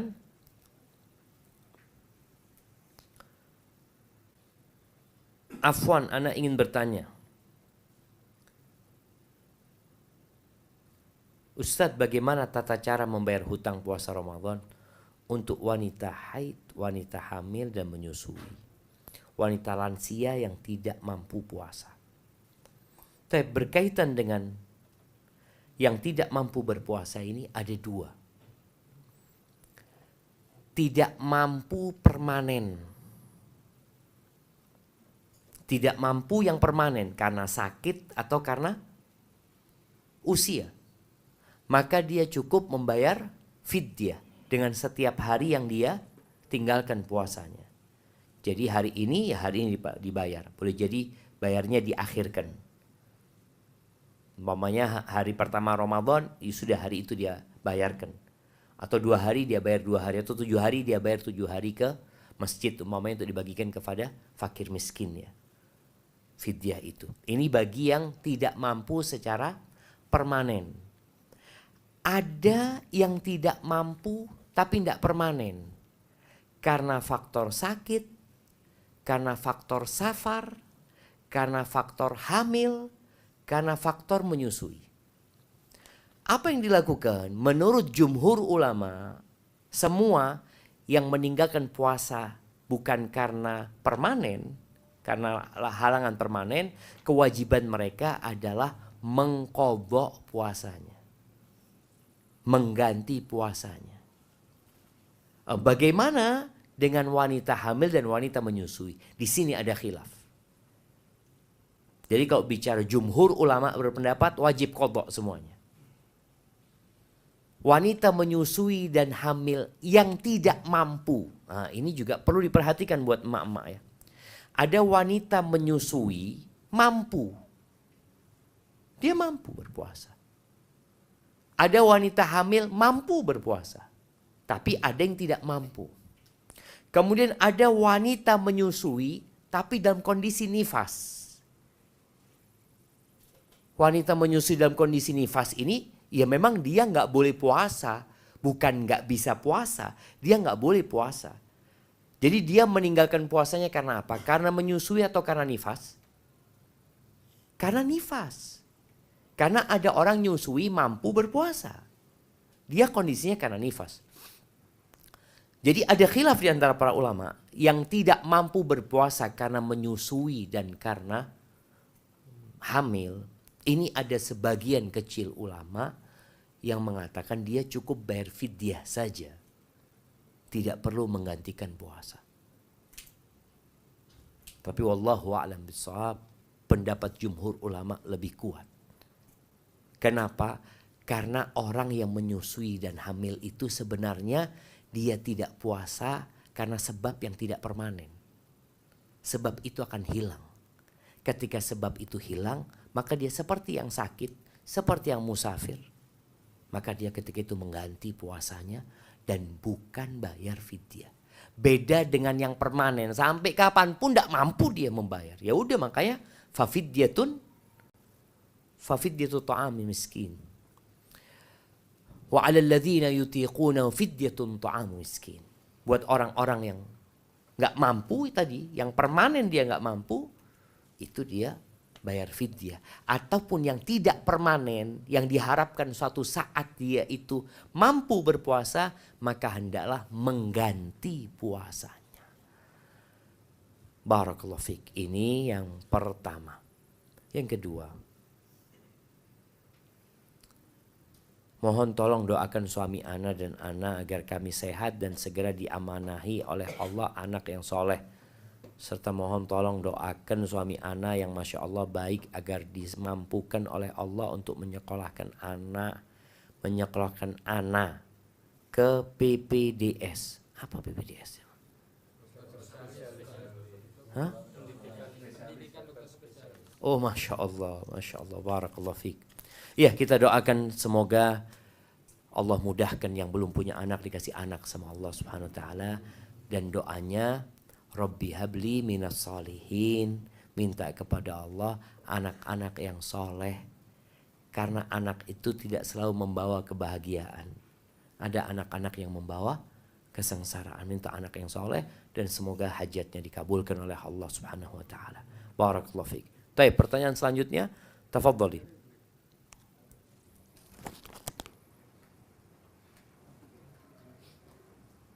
Assalamualaikum Ustaz. Afwan mau tanya. Waalaikumsalam warahmatullahi wabarakatuh. Terkait yang tadi tentang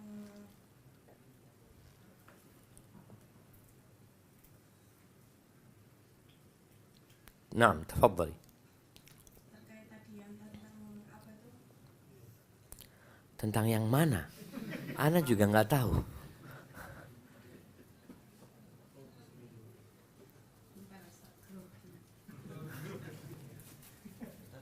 Terkait tentang itu loh Ustaz, yang masuk surga. Tentang yang Nama kita udah tercantum di neraka itu kan tadi. di neraka dan di surga. Ya. Itu ada apa tuh, amalan apa yang untuk menghapus nama kita yang di neraka itu? Masya Allah, barakallahu fiik. Nah, ahibati fillah. Ketika seorang muslim yang soleh meninggal dunia, di kuburnya, dia didatangi oleh malaikat Munkar dan Nakir. Kemudian dia dikasih pertanyaan.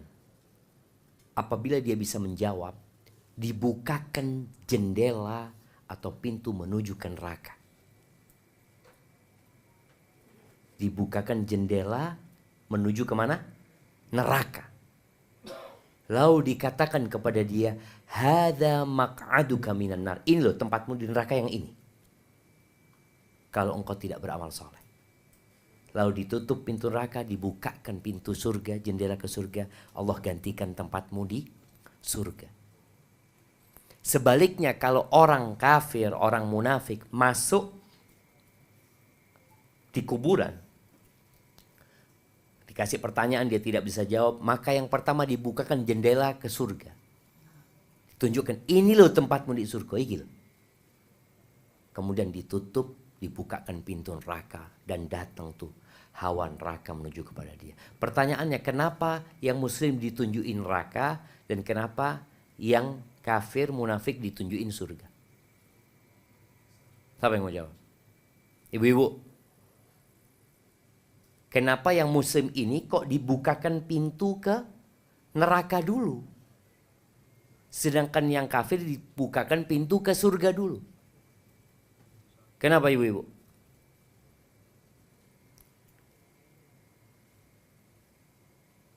Nah, ada yang mau jawab? Mau tanya, mau jawab? Oh, tunggu dulu, ini tanyaan belum selesai dijawab. Nah, bentar lagi ya. Nah, tafadhol. Ini ibu-ibu ini. Iya, Ustaz. Nah, silakan ibu. Untuk yang kafir ditunjukkan ke surga dulu baru kemudian dibukakan neraka karena agar orang kafir itu lebih tersiksa. Ahsanti. Dengan melihat kenikmatan surga tapi dia mendapatkan neraka. Sebaliknya untuk orang Islam, orang mukmin dibukakan pintu neraka dulu dan kemudian baru dibukakan pintu surga. Itu karena agar lebih terasa nikmatnya ketika melihat neraka sedemikian dan mendapatkan nikmat surga. Masya Allah, barakallahu fiik. Naam jamaah. Barakallahu fiik, itu jawabannya. Makanya nanti orang Islam, penghuni surga itu nggak akan masuk surga kecuali lewat neraka. Melewatin sirat. Sehingga mereka lihat gimana siksaan itu. Dan ketika masuk surga bagaimana dia menikmati surga. Kembali kepada pertanyaan tadi. Bahwasanya semua orang itu namanya ada di surga, ada di neraka ya. Artinya Allah sudah sediakan tempat dia di surga, tempat dia di neraka. Sudah ada tempat buat mereka. Apa yang menyebabkan kita divonis bebas dari api neraka? Salah satunya adalah puasa di bulan Ramadan. Berpuasa di bulan Ramadan. Tiap hari kita berdoa minta sama Allah. Minta dijauhkan dari api neraka. Doa kita, Rabbana atina fid dunya hasanah wa fil akhirati hasanah wa qina adzabannar. Terus doa, Rabbana srif anna adzab jahannam. Palingkan dari kami azab jahannam. Palingkan dari kami azab jahannam. Tadi supaya kita tidak dimasukkan ke neraka. Atau doa Allahumma a'tiq riqabana minan nar. Ya Allah bebaskan kami dari api neraka. Bebaskan leher-leher kami dari api neraka. Itu doa. Tapi yang jelas amal soleh yang dilakukan hamba, di situ ada janji Allah untuk diselamatkan dari api neraka. Barakallahu fiik. Baik, ada pertanyaan di sini? Tafadhal. Mana mic-nya? Iya Ustaz, Assalamualaikum warahmatullahi wabarakatuh. Tunggu dulu. Iya. Tafadhali. Afwan Ustaz, di luar tema, untuk membaca doa zikir pagi itu yang tepat dibaca pada saat selesai sholat qobliyah subuh atau setelah sholat subuh Ustaz? Syukron. Masya Allah, barakallahu fiik. Iya, jadi zikir pagi itu dimulai dengan terbitnya fajar. Dengan terbitnya fajar. Jadi nggak ada urusan sama sholat subuh, la qobliyah wala sholat subuh. Karena ada perempuan-perempuan yang nggak sholat subuh. Karena dia datang bulan. Apakah perempuan yang datang bulan ini nunggu orang pulang dari masjid baru baca zikir? Tidak. Jadi setelah fajar terbit itu sudah masuk waktu hari ya. Sehingga di situ sudah boleh baca doa pagi hari. Jadi ada doa memang yang disebutkan Nabi SAW membacanya setelah sholat subuh. Ada. Nabi baca Allahumma inni as'aluka ilman nafi'an wa rizqan thayyiban wa amalan mutaqabbala. Tapi secara umum yang namanya zikir pagi itu maka mulainya adalah fajar terbit sampai matahari terbit. Walaupun kalau telat ya setelah matahari terbit. Nggak apa-apa, dia lengkapin ya, dia selesaikan zikir dia yang belum selesai dia baca. Jadi intinya seperti itu, tapi memang tadi ada beberapa yang hadisnya itu selesai sholat subuh Nabi membacanya. Namun kalau bicara zikir pagi dan petang secara umum, buat khususnya perempuan-perempuan yang sedang tidak sholat, maka sejak fajar terbit dia dengar adzan subuh, ya udah dia sudah mulai baca zikir pagi dia baca diperbolehkan. Barakallahu fiik. Tapi di sini Bu ada satu pertanyaan dari yang ikhwan. Monggo silahkan. Mana mic-nya? Yang ikhwan enggak pakai mic memang. Hah? Enggak pakai mic. Fadhal. Nah, silahkan. Assalamualaikum warahmatullahi wabarakatuh. Waalaikumsalam warahmatullahi wabarakatuh. Mungkin bisa maju ke depan nanti biar kedengaran semuanya. Bagaimana cara membayar utang puasa yang sudah lupa, Ustadz? Masya Allah.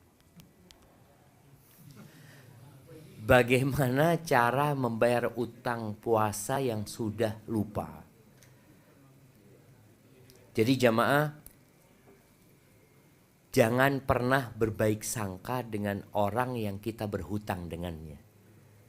Kita kadang-kadang sama sohib, oh aman gitu. Padahal boleh jadi sohib kita nuntut kita di akhirat nanti. Nah, bicara utang puasa yang lupa ini, ada orang-orang yang lupa tapi di hari kiamat tercatat, lu ke hutangku ternyata. Ditulis sama malaikat. Maka bagaimana cara membayar hutang yang sudah lupa? Yang pertama membayar dengan taubat dulu. Lupa itu menunjukkan dia terlalu lama tidak puasanya. Tapi kalau umpamanya Ramadan kemarin bayarnya sekarang, biasanya masih ingat gitu loh. Tapi kadang-kala dia sudah tunda dulu kayaknya waktu SMA ya. Waktu apa dia punya utang gak bayar. Apa yang harus dia lakukan? Dikira-kira. Umpamanya buat perempuan yang memang datang bulan. Kira-kira dia itu tiap datang bulan 8 hari. Dan dia selama sejak dia balik sampai dia menikah gak pernah dia bayar utang itu. Dia puasa Ramadan. Karena puasa Ramadan kan suasananya semua pada puasa. Tapi kalau suruh bayar utang, poso dewi. Tapi tidak poso dia puasa. Akhirnya dia gak pernah bayar. Maka dihitung. Kalau dia balik anggap umur 15 tahun, sekarang umur 25. Berarti kan 10 tahun kali 80 hari utangnya. Ya apa cara bayarnya? Ya tafadhol. Engkau bisa membayar dengan Senin Kemis. Kalau Senin Kemis itu sebulan berarti berapa hari? 8. Kalau 10 bulan 80 hari lunas utangnya. Jadi setiap Senin Kemis niatkan puasa, bukan puasa sunnah. Niatkan puasa bayar utang. Jadi insya Allah seperti itu buat yang lupa. Tapi jangan lupa tobat dulu. Karena dia telah berbuat dosa dengan menunda pembayaran hutang yang sudah jatuh tempo gitu. Kira-kira seperti itu. Taib barakallahu fiik. Dari ibu-ibu, tafadhali.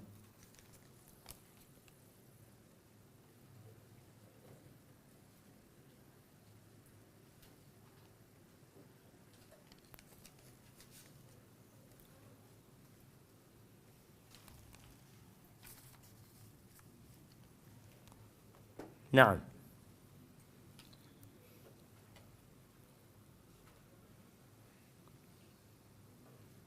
Oke, kalau nggak ada pertanyaan tertulis di sini. Assalamualaikum Ustaz. Waalaikumsalam warahmatullahi wabarakatuh. Iya. Apa Ustaz, ini pertanyaan untuk Mak-mak. Naam, tafadhali. Iya.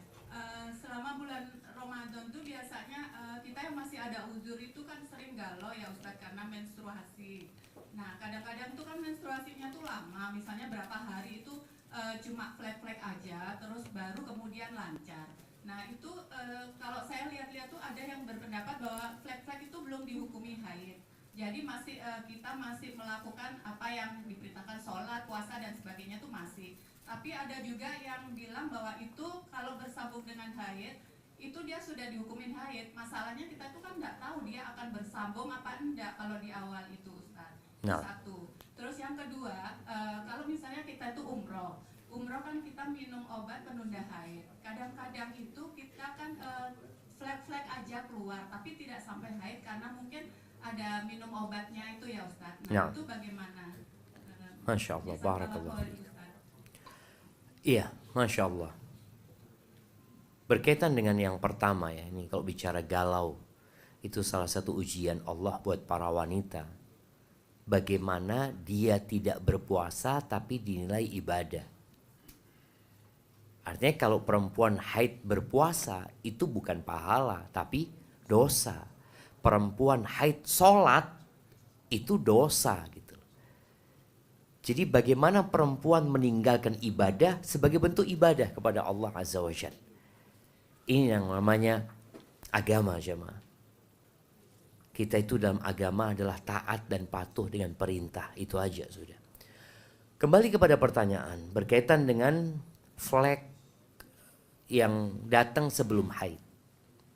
Maka kalau itu sudah kebiasaan dan tahu bersambung dengan haid, maka dihitung haid. Jadi kalau dia kan nggak tahu, maka di sini kembali kepada kebiasaan tadi. Dan dia tahu memang jadwal dia datang bulan. Memang ini harinya. Tapi modelnya kan ada yang datang bulan yang langsung gitu banyak. Tapi ada yang tadi dengan flag-flag tahu-tahu baru banyak seperti itu. Adapun buat perempuan yang umroh, yang dia minum obat ya. Maka pada saat flag itu keluar, jangan melakukan tawaf. Tunggu, ketika bersih engkau tawaf. Ketika datang lagi flag itu, maka berhenti engkau beribadah. Kalau itu memang di fase datang bulan. Di waktunya datang bulan. Kira-kira seperti itu. Memang tadi disebutkan ada perbedaan pendapat di sini. Hadza wallahu a'lam bishawab. Baik, jamaah ini ada pertanyaan yang tertulis mengatakan, afwan Ustaz, mau tanya, membayar fidyah untuk orang tua yang sudah meninggal, apa harus sebelum Ramadan datang kembali? Atau apakah bisa pas Ramadan berikut datang? Iya, kalau memang orang tua yang meninggal itu meninggalkan puasa. Meninggalkan puasa itu boleh jadi karena sakit yang diharapkan sembuh. Dia kan gak bayar fidyah. Karena dia berharap sembuh. Tapi ternyata bukan sembuh, malah meninggal dunia. Sebenarnya orang ini, apakah ada hadis yang menyebutkan barang siapa meninggalkan puasa, maka keluarganya membayarkan puasanya. Bukan dengan fidyah, tapi membayarkan puasanya dengan berpuasa. Shoma anhu ahluh, kata Nabi SAW. Kalau orang ini punya kesempatan membayar, contohnya dia sudah sembuh. Dia sembuh. Dia sakit Ramadan, alhamdulillah Syawal dia sembuh. Dia kan bisa bayar, tapi dia tunda. Tahu-tahu meninggal dunia. Maka di sini keluarganya membayarkan dengan berpuasa atau sebagian lama dengan fidyah, membayarkan fidyah. Kapan bayar fidyahnya? Ya nggak nunggu Ramadan. Sudah ketika tahu ayahnya meninggal dunia dan gak mungkin bayar utangnya, ya sudah dibayarkan dengan fidyah.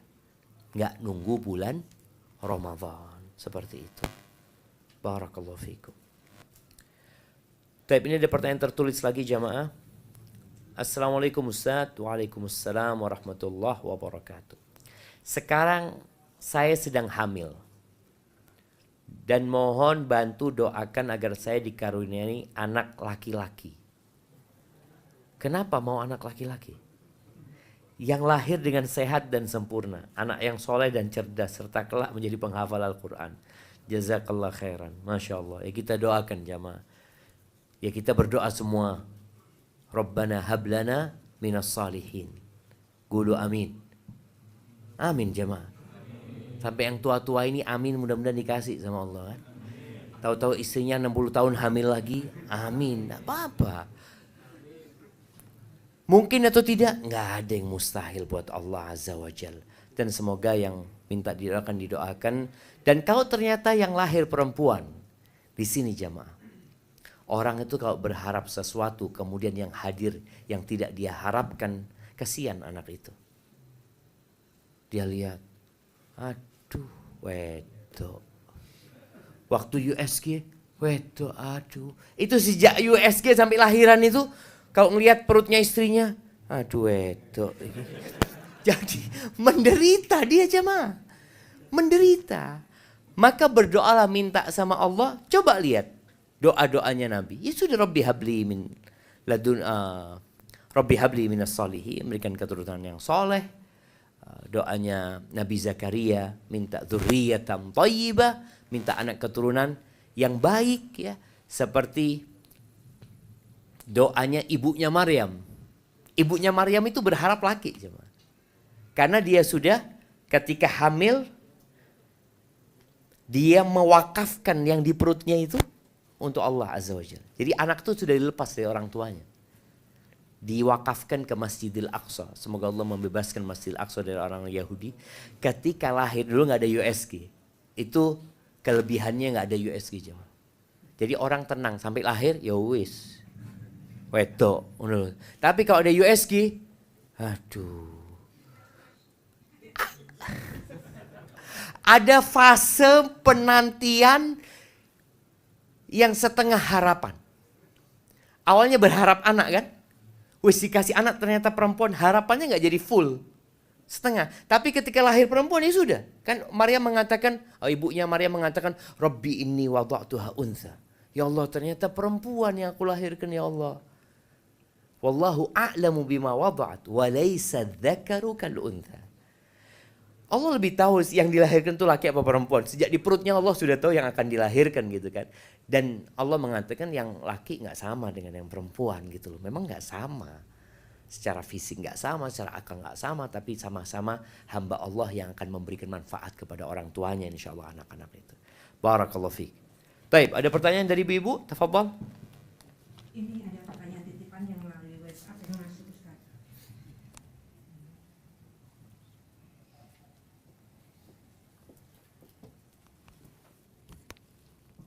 Izin bertanya Ustaz, jika istri sudah berusaha hijrah, mohon ridho Allah agar diampuni segala dosa dan dimasukkan ke surga. Tetapi suami belum mau bertaubat dan masih banyak melanggar aturan Allah. Apakah istri di akhirat ikut suaminya dan apa yang harus dilakukan? Jazakallah khairan. Masya Allah. Ya ahibati fillah. Ada istri yang suaminya seperti Fir'aun. Ada istri yang suaminya seperti Nabi Lut, Nabi Nuh. Kita lihat, bayangin ya, bagaimana Asia binti Muzahim hidup bersama Fir'aun. Yang akhirnya dia dibunuh sama suaminya. Dan bagaimana susahnya hidupnya Nabi Nuh bersama istri yang berkhianat. Dan Nabi Lut bersama istri yang berkhianat. Artinya Allah berikan cobaan beda-beda. Maka buat sang istri, kalau pertanyaannya apakah nanti akan bersama suaminya, tidak. Semua masing-masing. Semua pada hari kiamat itu akan dihisap masing-masing. Makanya kalau soal, boleh jadi suami masuk surga, istri masuk neraka. Boleh jadi istri masuk surga, suami masuk neraka. Karena hisapnya masing-masing. Hanya saja seorang suami akan dihisap yang menjadi tanggung jawab dia. Nabi SAW mengatakan, kullukum ra'in wa kullukum mas'ulun an ra'iyatih. Setiap kalian pemimpin dan akan ditanya tentang apa yang dia pimpin. Maka seorang suami sebelum dia masuk surga, dia akan ditanya, engkau gimana dengan istrimu? Kalau ternyata, enggak, aku sudah didik istriku dan selalu aku didik istriku. Sampai aku mau meninggal dunia, aku terus ingatkan dia. Tapi dia setelah aku meninggal dunia jadi nggak benar, nggak tahu lagi kan. Kan seperti itu. Tapi sang suami sudah melaksanakan tugasnya ketika hidup. Sang istri juga seperti itu, punya kewajiban yang harus dilakukan terhadap suaminya. Apa? Watawasau bil haqqi watawasau bis sabr. Dia melihat suaminya nggak sholat, ya dia harus mengingkari. Mengingkari itu dengan tangan, dengan lisan, dengan hati. Yang mampu dengan tangan, dengan tangan. Yang nggak mampu maka dengan lisan. Dengan lisan pun nggak mampu. Ustaz, anak kalau ngasih tahu suami yang ada berantem, anak jadi korban. Jadi anak mengingkari dengan hati. Umpamanya seperti, artinya dia tetap mengingkari. Bukan mengatakan isjarno, enggak boleh dibiarkan. Dan ketika para istri ya memberi masukan kepada suaminya, tolong dengan adab dan etika dan dengan bijak. Adab dan etika itu contohnya ngomong sama suami, wahai suamiku udah adzan nih, engkau nggak kepingin ke masjid. Umpamanya seperti itu. Diingatkan, bukan mengatakan, kau nerokok tempatmu itu. Sembayang ndak sembayang, poso ndak poso. Masa suami digitukan jemaah.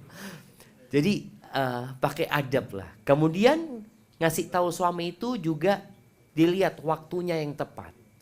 Suami pulang kerja capek, lelah, kayaknya nggak pas untuk ngasih tahu. Cari waktu yang tepat. Kalau sudah dikasih tahu, ya udah selesai. Umpamanya, Mas, adzan Mas. Iya seru, kerungu aku. Yo. Sudah tinggal. Jangan kerungu tapi tidak budal nak masjid. Yang ada berantem gitu jamaah. Anda tugas kita itu ngasih tahu. Bukan tugas kita berantem sama suami, enggak. Jadi ngasih tahu umpamanya, Mas, engkau nggak puasa. Puasa ini rukun Islam. Masa engkau nggak mau puasa? Iya, sudah tahu. Ya sudah, tinggal sudah. Nggak usah berdebat.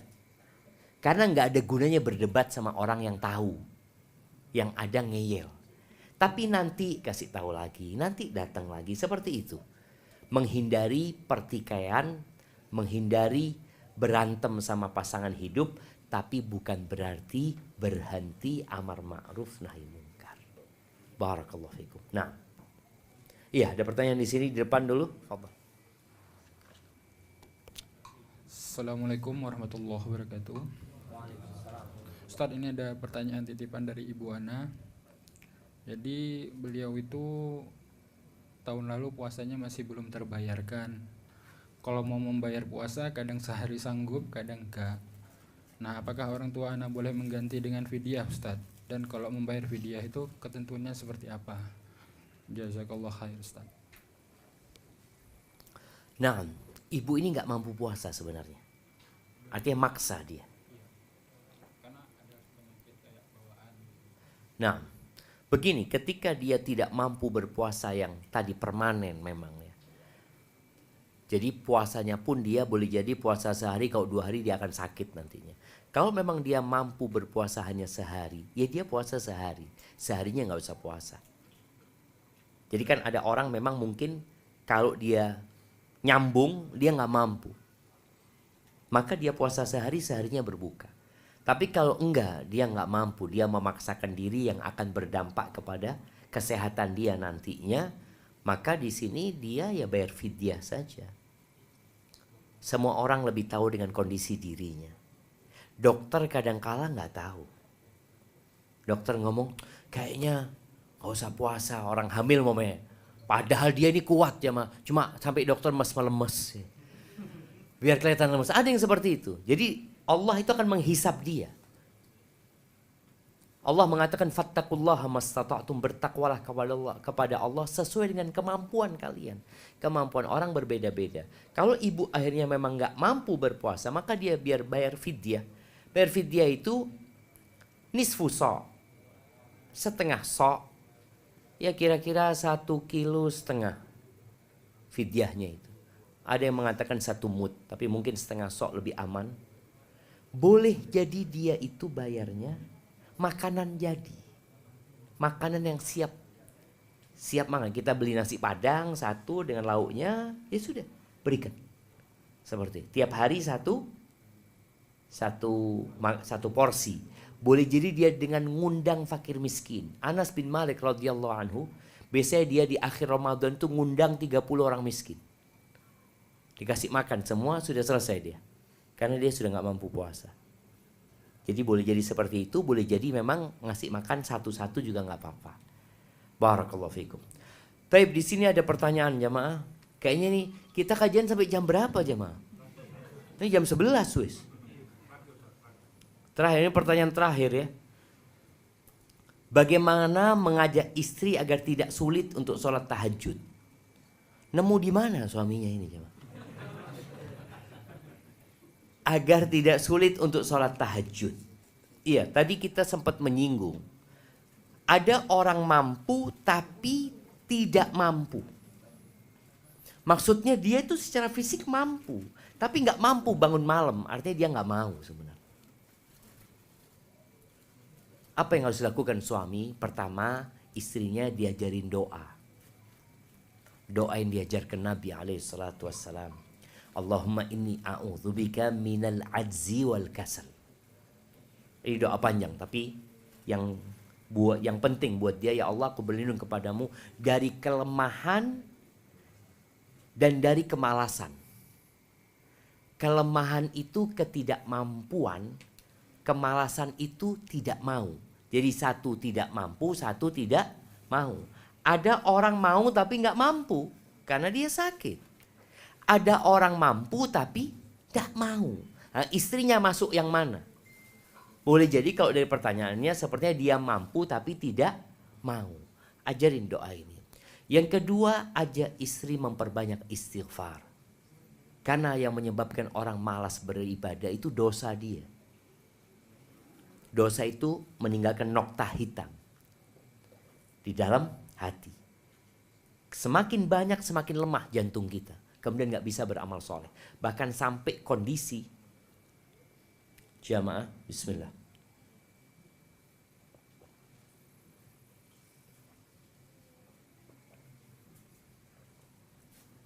Sampai kondisi jantungnya itu seperti gelas yang terbalik. Antum mau sirami 1 tangki isi 50.000 liter. Kira-kira ada yang masuk? Tidak ada yang masuk. Ada kondisi hati la ya'rif ma'rufan wa la yunkiru munkar. Dia sudah nggak tahu mana yang baik dan mana yang buruk. Na'udzubillah min dzalik. Ini kondisi hati yang mati, tapi ada hati yang sakit. Hati yang sakit ini ya banyak isinya jemaah. Contoh gelas ini kalau banyak kotorannya, kita anggap banyak batu, ketika disiramin air, airnya itu sefull gelas ini. Enggak, dikit airnya sebenarnya yang masuk. Nah, cara membersihkan tadi dikeluarkan batunya, dikeluarkan ya batunya. Nah, batu itu dosa-dosa tadi. Dibersihkan dengan istighfar, dengan tobat. Ketika dia bersih, disirami air, langsung full isinya air. Kemudian ajak istri meninggalkan hal-hal yang tidak berguna. Bukan dosa. Dosa kan wajib ditinggalkan. Tapi ada hal-hal yang gak manfaat ya. Sibuk ngelihat statusnya orang. Mariasar, bismillahirrahmanirrahim. Lihat status si fulan. Sampai maghrib. Dosa apa enggak? Sia-sia. Sia-sia. Atau istri habis maghrib masuk ke toko online. Delok tas, lihat. Cuma lihat-lihat, enggak mau beli. Ini termasuk sia-sia juga. Ajak istri. Kemudian setelah itu ya tidurnya jangan terlalu malam. Ini tugas suami. Kalau istri memang punya anak, istri takut kecapean ngomong, sudah kau tidur dulu, aku ngurusin anak-anak, nemenin anak-anak. Dan usahakan tidur siang juga, insya Allah akan membantu untuk sholat malam. Berdoa, siapkan semuanya, semoga Allah mudahkan kita bisa sholat malam. Dan jemaah kita berdoa memohon kepada Allah, Allahumma ballighna Ramadan.